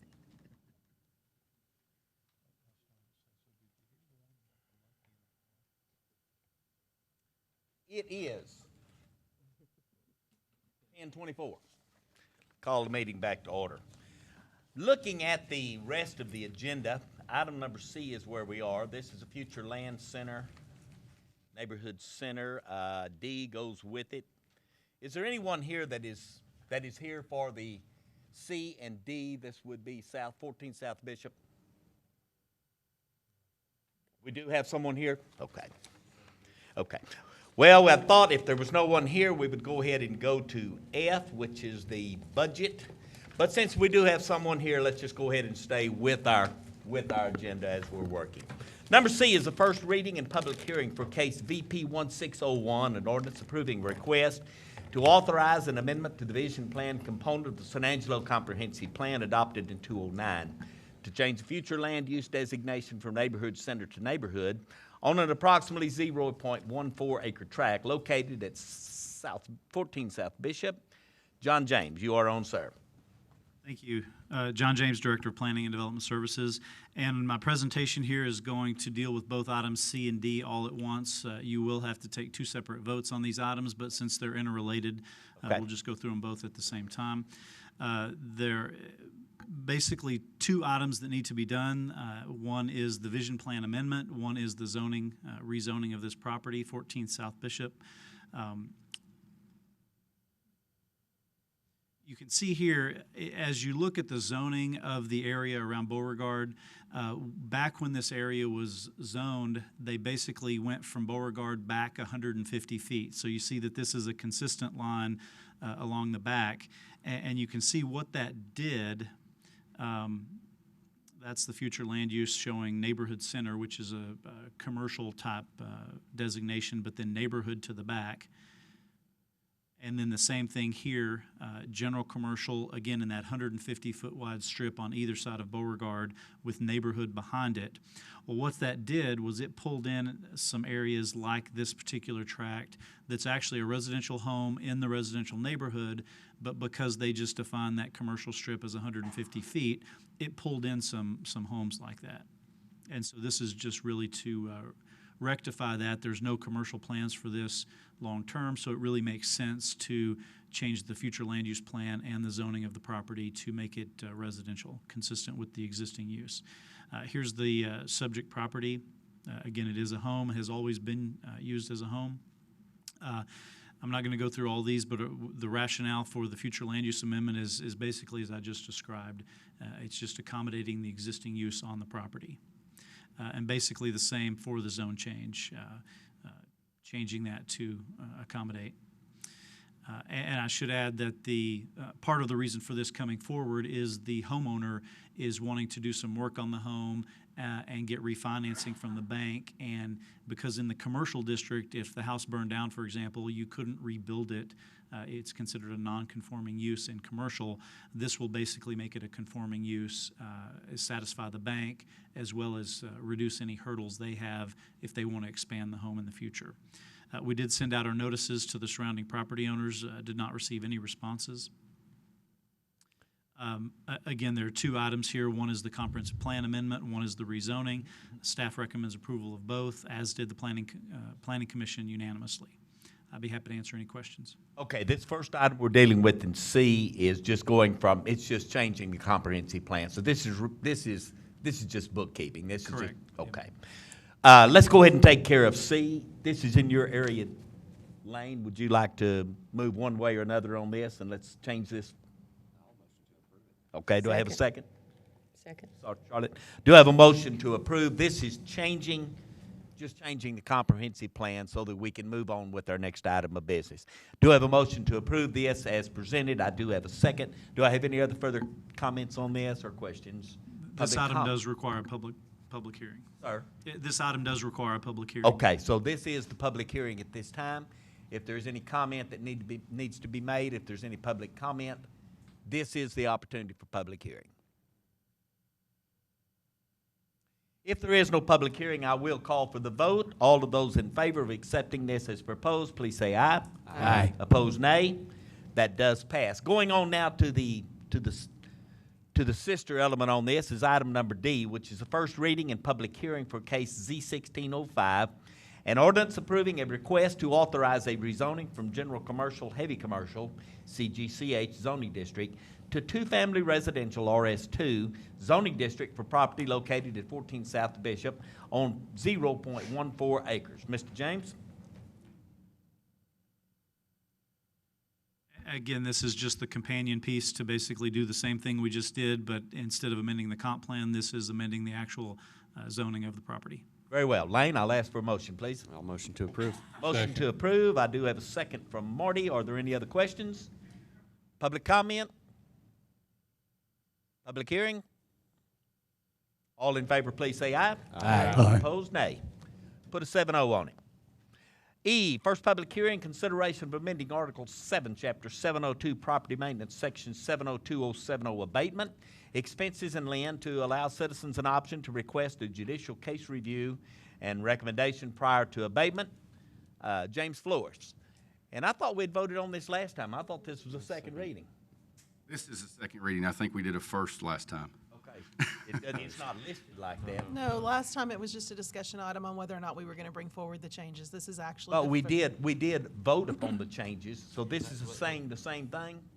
Oh. Okay, well. No, this is the Judge. first. Or these the Yeah, same there were two separate abatement issues. One was the 10-acre. That was first reading last time. This is the process where we have the hearing. Well, we did that also. We discussed it, but you asked me to bring back an ordinance for first reading, and so this I is know we the took a ordinance. vote. I was confused as you were this morning. I had to clarify with Well, I Bob. even went back and read the agenda from last meeting, and we did vote on it. It was a 7-0 vote. We did vote to do it using number C, I think, is the option. That was for a different affirmative defense. Presented and take care of it. Is that what you said? Yeah. I said, how about I just move to approve this as presented and take care I of it? do have a second. I do have a motion that we approve this as presented because we went through it last time. I thought this was a second reading. Do I have any further council comment on this? Do I have public comment on this? All in favor, please say aye. Aye. Opposed, nay. We'll get Thank you second for that reading at the report, third reading. James. Item number F, consider the following items related to the budget. Second public hearing and adoption of an ordinance of the City of San Angelo approving and adopting the budget for the fiscal year beginning October 1, 2016 and ending September 30, 2017. Authorizing employee compensation schedules, providing for the general appropriation of funds, reserving unto the City Council the authority to transfer appropriations budgeted, ratifying transfers of appropriations occurring in the 2015-2016 fiscal year, and amending that budget ordinance accordingly, providing for lapse of all unencumbered and unobligated funds for the prior fiscal year, and for carryover of all appropriations of encumbered, obligated, or restricted funds, reserving unto the City Council the power, only as permitted by law, to amend or make changes in the budget for municipal purposes, providing authority for the city manager or his designee to make certain adjustments from time to time in or between budgeted allocations, authorizing the city manager or his designee to apply for certain grants and execute any related documents, and provided for the filing of the budget. This budget will raise more total property taxes than last year's budget by $1,495,628, or 4.34%. And of that amount, $442,215 is tax revenue to be raised from new property added to the tax roll this year. And do you need that second one in there too? Authorizing center manager to negotiate and execute an amendment to meet? No, is that part of Can we do them this? separately, sir, please? Pardon me? Can we do them separately, please? Do it separately, that's fine. Okay, we'll just do then F. You have it, ma'am. F1, that is the second hearing of the budget ordinance. Nothing new to report on that. I don't have any PowerPoint or anything, but the proposed budget is unchanged at $152 million total operating budget, and the general fund in particular is at $69 million. So that's what's before you today. We do still have that $322,000 parked in an account pending further research and to report back to the council on later. So the budget has been balanced. That's correct, We sir. have $322,000 additional dollars after the budget has been balanced. We parked the $322 in an account to see whether the economy goes up or down, and To research the two specific items that the council asked for related to meet and confer raises and health insurance, the unknown related to health insurance. So we are still working through that process and don't have anything to report on the use of those funds at this time. health insurance come up That's January 1 through December 31. Right, so correct, it'll be ma'am? later this calendar year. We'll talk about it with y'all. All right, it's, this is a second hearing on the budget and adopting the ordinance. Are there any questions before we call for a vote on this? Move to approve as presented. I have a motion. Do I have a second? Second. I do have a second from Lane Carter. Motion Charlotte, second Lane. Any other questions from council? We've been over this for the last 2 months. Bill? There's no room in here to give raise to the police department? I believe that's item 2. That's the next item we'll discuss, Bill. Do I have any further public comment on this item? Yes, sir. I guess I have one question. Yes, sir. We moved Dale. Is that, or didn't we, or did we? Right, so that'll be next after That'll F. So be- we'll do F1 now, F2 next, and then L. Okay, so L comes last, okay. Yes, it'll be the last thing, All Marty. right, then I'm good. Public comment on this item? Okay, the vote is that we approve the budget. All in favor of it as it has been presented, please say aye. Aye. Any opposed, aye? Nay? Nay. Nay? Okay, I have a 6-1 motion to approve the budget as presented. Item number 2 is authorize the city manager to negotiate and execute an amendment to the meet and confer agreement as necessary. Lisa, you are on, ma'am. Thank you, Mayor, Council, City Manager.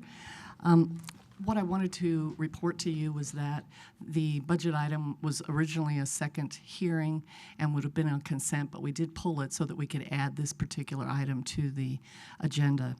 The Meet and Confer group met last week, and following our meeting, we have had a conversation where we continue to go to the table and negotiate. So we have a meeting later this week to hopefully reach some sort of an arrangement.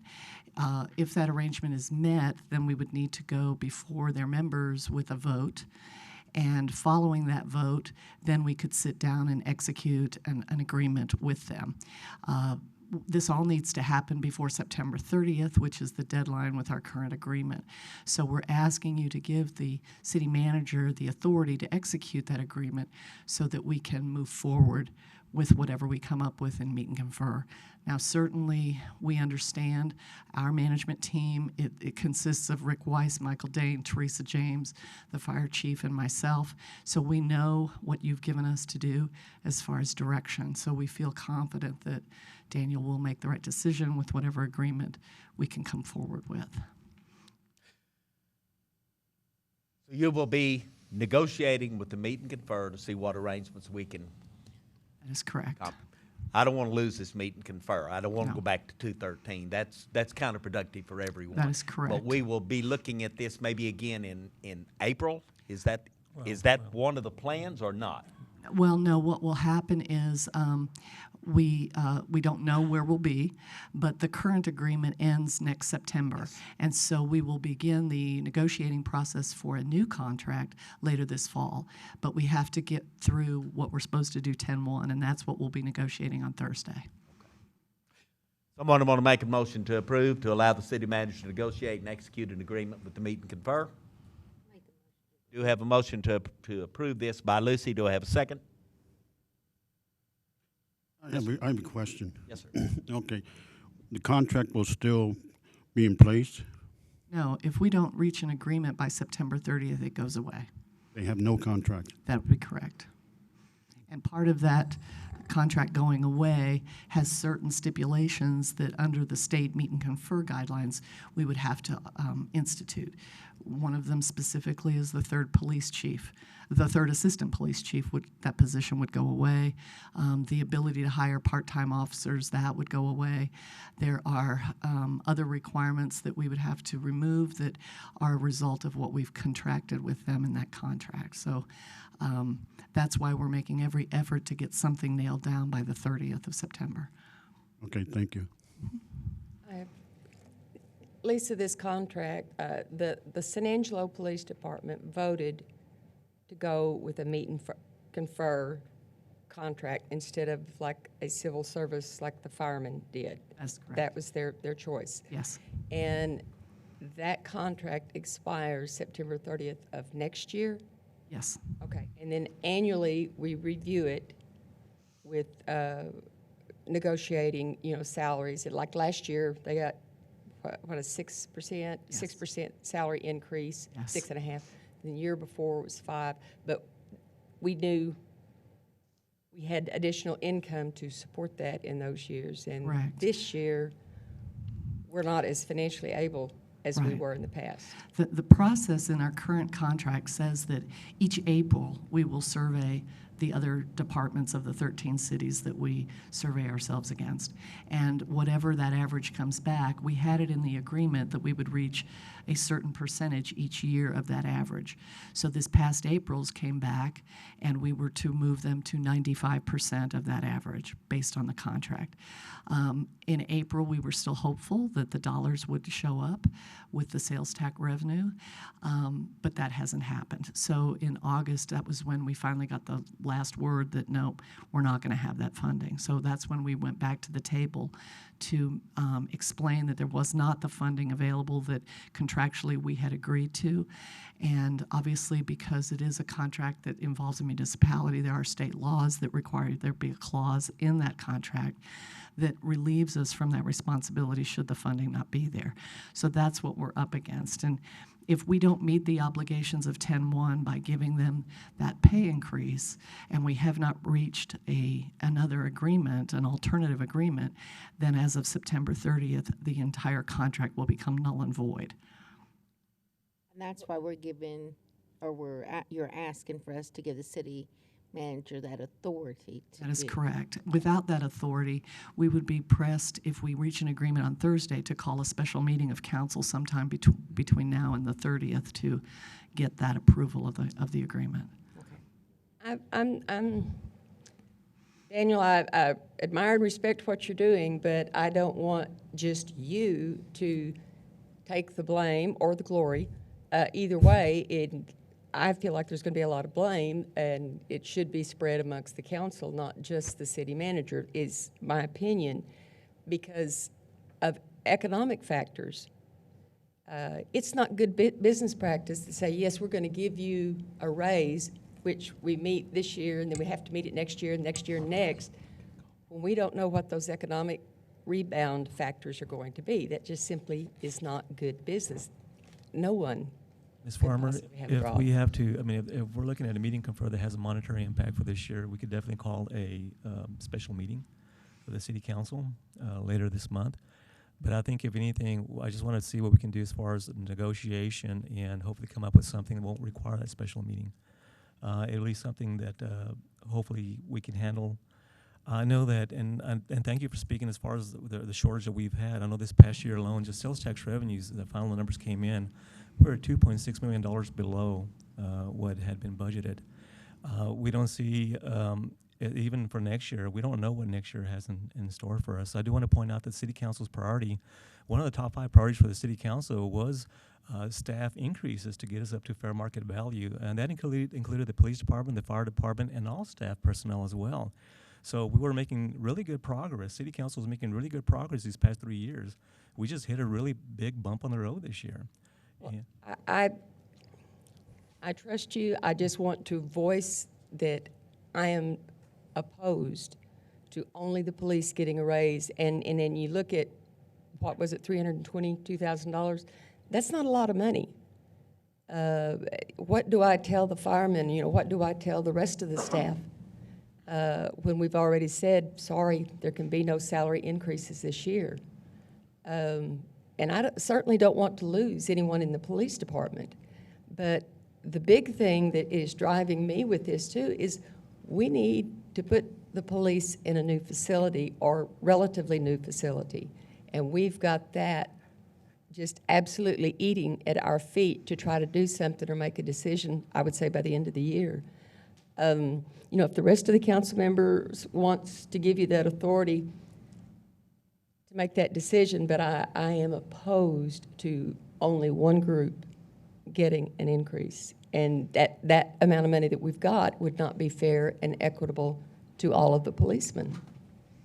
Well, and I think that certainly you've probably seen the articles that, from the management standpoint, our position was not to give the funding specifically only to PD. So that is part of our continuing to bargain with that. And I haven't read any of the articles. oh, okay. So Okay, well, the management's position was certainly to put that money towards the insurance so that it would affect, you know, a greater good, more people. There's 1,290 people that would be affected by if we prevent those premiums from going up. 800 employees and almost 500 retirees. So that was our position. So Yes. that's where we are. Okay. Mayor? Yes, sir. Could I speak? Ms. Farmer, how would you feel about maybe restricting the authority granted to Daniel rather than voting that down? Perhaps some restriction for he could negotiate and execute subject to not utilizing any of the monies that have been set aside, that would be a decision reserved for council at a future date. That way he could extend time frames without committing additional dollars. Well, that's what I'm talking about as far as a pending monetary impact immediately. I mean, if it's something that is going to require city council as far as the monetary impact of it, we could definitely schedule a meeting up to the 30th of September as far as a special meeting. But up to that point, if you'll allow me the authority to hopefully, through meeting confer, negotiate hopefully something that's agreeable to both sides that doesn't necessarily have an immediate monetary impact, then just give me the permission to do that. I can do that. Okay. Make a modification to the motion. Didn't someone make a motion? Let's see, you want to modify your motion to include no monetary expenditures? Yes, sir. Anybody want to second that? I'll second it. Do have a motion and accept it. I don't want this meeting confer to go away. So we No, need either. to keep this alive.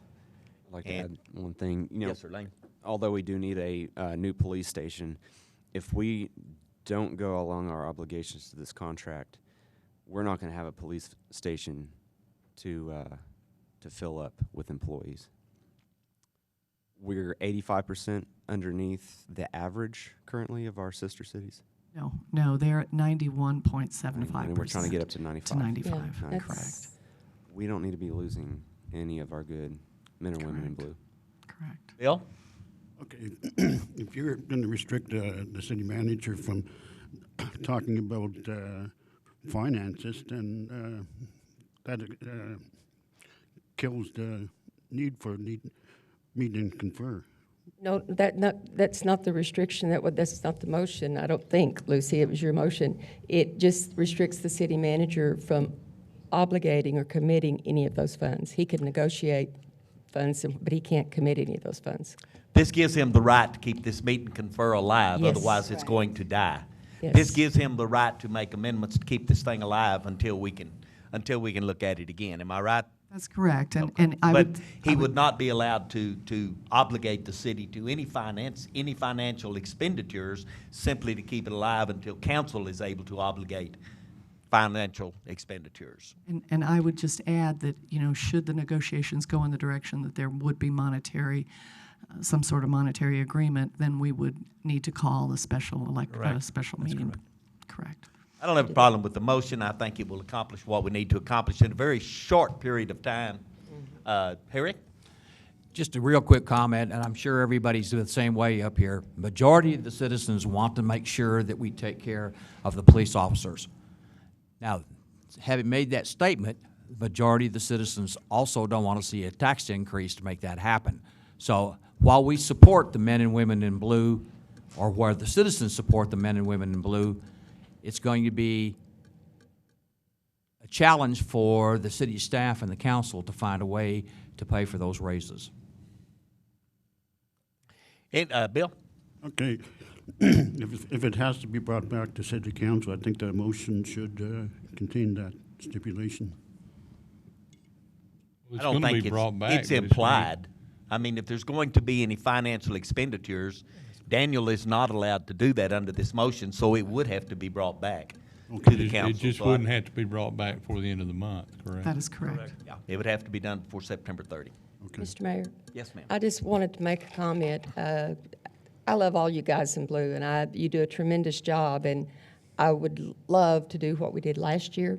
I just want to say that when we started the meet and confer and we did a average, and we found that most of you were at 60% of what the national average was, and it was, remember John Mark Hogue saying that was not acceptable. And we worked hard, committee-wise, to find ways to bring it up. And today, it hadn't been that long since we've been working on this, to say that we're now at 91.3% of the national average is really remarkable.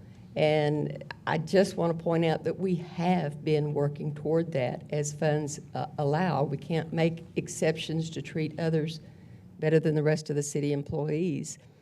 But we will do, and we will try to honor for what funds are available. And Ms. Marley provided me with an entire list of salaries, positions and salaries. And I wanted to look at every salary that there was, and when you added them all up, whenever that was what, 3 months ago or something like that, when you added it all up and divided it by the number of employees, the annual salary at the San Angelo Police Department was just under $70,000 a year. And that is a whole lot further than it was not long ago. We've got some gaps to fill, and with the new chief, possibly, you know, things can be brought up to where they need to be sooner than later. Yes, Bill. And do we have the same amount of turnover in other departments as we have in the police department? Our turnover for the entire city is really basically low. Right now, the police department has 4 vacancies that are of their allowed budgeted positions, and then when they can go over by 5%, that would be another 8 positions. So they've got 12 that they could fill right now. We do have a civil service exam scheduled for the 3rd week of October, so we expect that we'll get some good applicants at that rate. But the turnover in the rest of the departments it's really very low right now. Jobs are very hard to come by, and folks are staying put. Which means that people that have jobs are not turning them loose right now, because the economy has gone south on us. All right, I do have a motion to allow the city manager to negotiate and execute an amendment to meet and confer. I do have a second. I will open up to public comment at this time. Anyone that wishes to make public comment on this is your opportunity.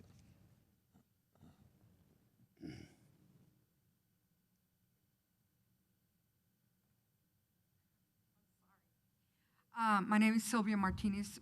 Ms. Farmer, you're trying to tell the public that the city manager cannot make his own judgment toward this. How do you think it's going to look for the city and the people in the state of Texas when they find out what's happening, that we can't even pay our officers? And you suggest that you don't want him, y'all paying him money. And I think he has the justice and the wisdom and the knowledge to make what has to be done, even if we don't agree.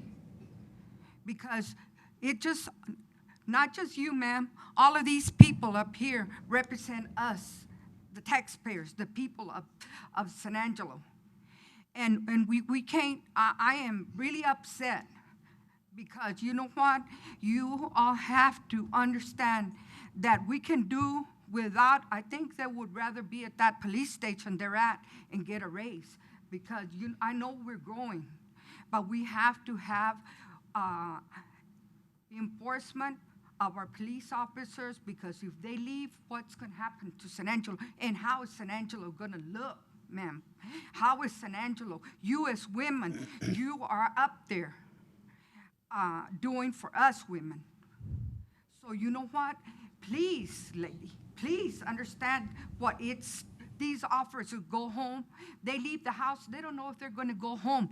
Do you think that the dollar amount is worth them losing their lives? No, ma'am, there's no dollar signs here. You're talking about our police officers, ma'am. I cannot understand how you all can be right there and not give them the dollar amounts. They are our police officers. And I'm here, I don't have a school, ma'am. But you know what? I'm tired that I see you on TV and y'all say there's nothing. Yes, there's a lot of things to be done in this San Angelo, Texas. To get businesses in here. How are we going to get businesses if we don't have police officers? People are just going to get mobbed every day like they do in other towns. Is that what you all want? Bombs, everything that's happening in the United States right now? I leave it in your hands right now. And I hope and pray every day for you all that y'all have the knowledge because we voted you in. But I hope the people see me and they have the knowledge when you all are going to be voted for, that they vote against you because you all don't deserve to be out there if we can't get a raise for police officers. And may God bless you all for not having to be able to stand up for these people in blue. But you know this poor lady that lives in a pink income, I will come up here and fight for them as long as I live. Because you know what? I need the protection out there. Y'all might not need it. Your family might not need it, but I need it. And may God bless you. And you have it in your hands. And you're going to have to live with it. And you're going to have to live what the people around the state is going to say. And you, Mayor, you have to bring these people to understand what's going on. That's your job, sir. And I'm sorry I got upset. The city manager is restricted by ordinance to authorizing any more than a $50,000 expenditure.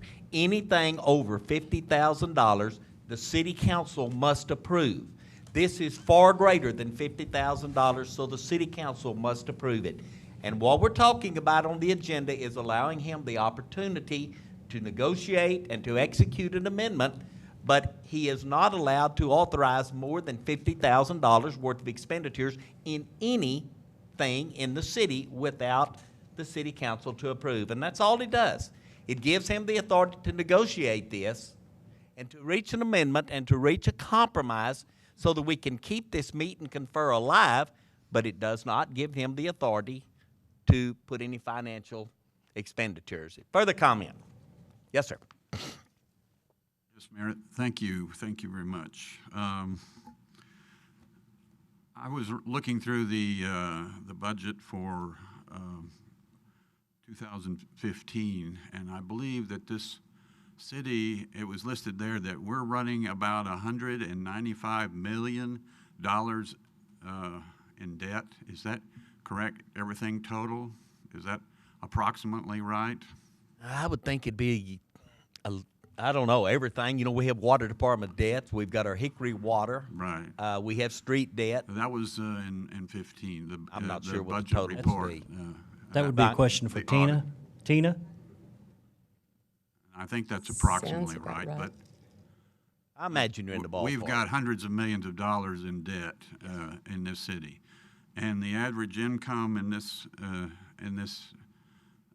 average household income in this town is about $42,000.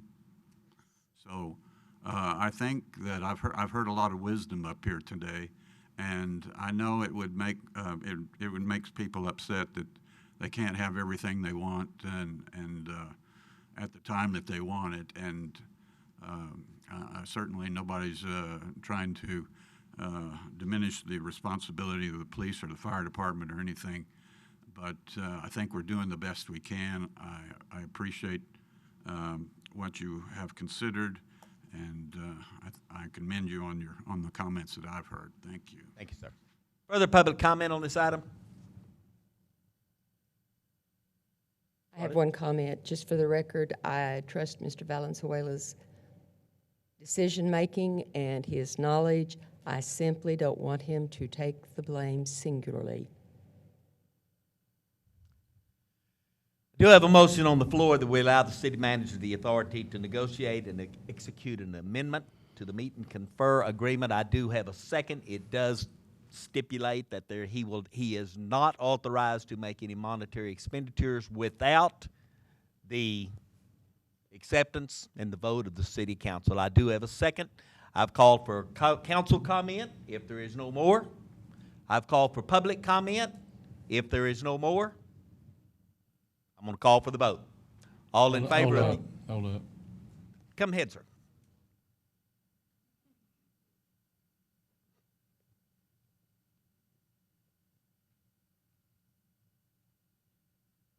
Good morning, Matt.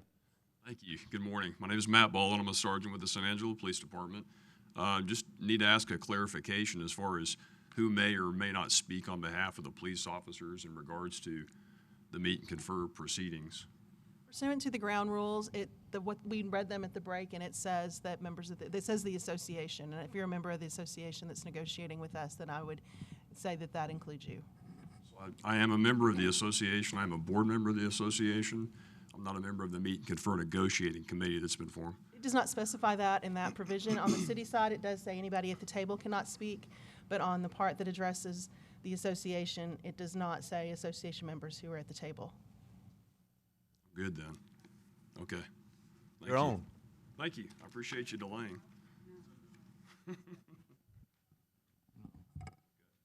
I'm not sure that we're good. You're not sure that we are? No, because it says association. Do Okay. you have the language? I'm not gonna it's gonna be ultimately your decision, but it's our understanding on the ground rules that members of the association are a violation of the ground rules if they lobby before council. I'm not gonna jeopardize or violate anything, I assure you of that. So if there's some question about it, I will not speak. It just says the SACOP agrees it will not contact, discuss, negotiate, or attempt to negotiate any issue that has been put on the table or may be put on the table with the members of the city council or city manager or anyone other than the city appointed negotiating team, except that it may discuss issues with its members. And then the similar provision for the city is the city negotiating team agrees that it will not contact. So the SACOP agreed that SACOP, and we're interpreting that to mean anybody in membership. Your call, Ms. James. I'm going to say that nobody who's a member of SACOP should be lobbying the council at this time. She has the authority by the recent charter amendment that she makes the decisions. Okay. I will bow to that. Thank you, sir. I appreciate your time, though. You bet. Thank you for your attempt. Yes. Well, if there's any other public comment that's allowed, this is your opportunity. Otherwise, I'm going to call for the vote. All in favor of the amendment, please say aye. Aye. Opposed, nay. Put a 7-0 vote on it, please. Thank you. We are now back to the consent agenda on item number L, which is the second public hearing and adoption of an ordinance levying property taxes for the city of San Angelo for the 2016 tax year. An ordinance fixing and leveling ad valorem taxes for the current tax year for use in support of the municipal government of the city of San Angelo, Texas for the 2016-2017 budget year, providing for the assessment and collection thereof, providing when the tax shall become due, providing when the tax shall become delinquent, providing for exemptions, providing for severability, providing for publication on the city-operated website, and providing for an effective date. Morgan, you are on, ma'am. Thank you. This is the second reading, and so ordinarily this could be on consent, but the budget must be adopted before the tax levy can be adopted. So that's why it's before you at this time. Of course, we're proposing a tax rate of 77.6 cents. 9.86 cents of that will remain in debt service. This is unchanged from last year. And again, what's provided in the ordinance is maintaining the homestead exemption of 20%. Is there specific language that you need on this, ma'am? Not at this time, no, sir. Okay, so it's just to accept the item number L as presented. That will work. Yes, sir. Do I have a motion on? Move to approve as presented. Do I have a second, Marty? Motion has been made whether we accept it as it is written. This is the ordinance. The taxes are not going up in the city of San Angelo. The taxes will remain the same in the city of San Angelo, and that's something that other cities in West Texas cannot say. Do I have public comment on this item? Or can they say that it hasn't increased in the last 10 years? That's correct. We've gone down a dime since '06, and we have not raised, and we're not raising this year. Any further comment from council? Public comment?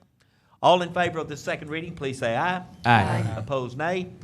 Motion passes with a 7-0 vote. Thank you. It is now time for an executive session under the Division of Government Code Title V, Open Government's Ethics, Subtitle A, Open Government Chapter 551, Open Meeting. Subchapter D, Exceptions to Requirement that meetings be open under the following section. Number A, Section 5510741, to deliberate the annual evaluation of the city manager. Item B, Section 5510772, to deliberate the purchase, exchange, lease, or value of real property related to Lot 1, Group 7, Lake Nasworthy Addition. Item number C, Section 5510711A, consult with attorney when the governmental body seeks the advice of its attorney about pending or contemplated litigation regarding, number 1, seal coating program contract 213, number 2, Templeton Construction Incorporated, number 3, Alsay Incorporated. And D, Section 55107.2, consult with attorney when the governmental body seeks the advice of its attorney on a matter in which the duty of the attorney to the governmental body under the Texas disciplinary rules of professional conduct of the State Bar of Texas clearly conflicts with the chapter regarding, number 1, assignment of rights, Hickory Wellfield property, number 2, Martifer Hirschfield assessment, and E, 5510872, to deliberate the offer of financial or other incentive to an aeronautical services company to the airport. It is 11:03, and I suspect we've got an hour and a half worth of work to do here. Let's go to executive. 12:30, meeting called back to order.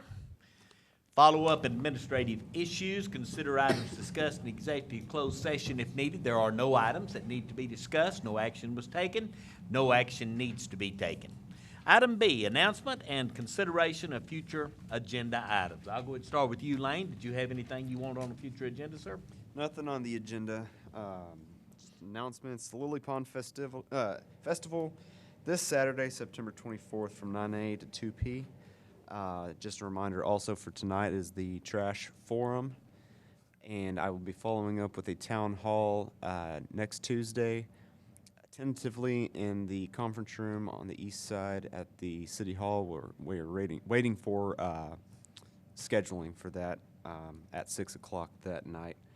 Also, Charlotte and I will be having a town hall meeting discussing short-term rentals on October 11th. Also, meeting place is in discussion. Thank you. Lucy? Nothing, sir. Harry? Marty? Y'all gonna have a town meeting when? Which one? On the Charlotte and I? Yeah, STR. October 11th. That will be before our council discussion.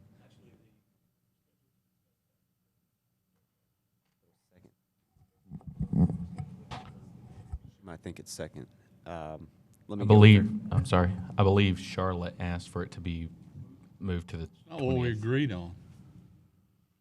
I think she asked John, because it was the motion was that it would be brought back out of discussion in October, and then she indicated that it was the second meeting in October.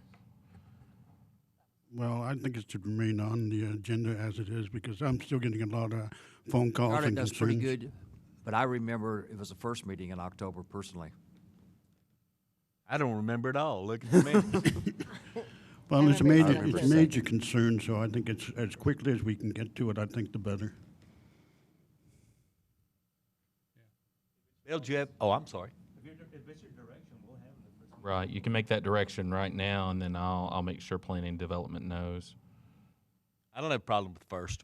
Consensus is October 1st. Consensus? Meeting in October? First? You say first? First week, yeah. Marty? First. Look like the first weekend. Lane? Well, you're out consensus anyway. We'll do it. I'll let her know. Okay. Bill, do you have anything, sir? Not at this time. I have nothing. I'm calling for a motion of adjournment. Move. All in favor, say aye. Aye. 12:33, this meeting's over.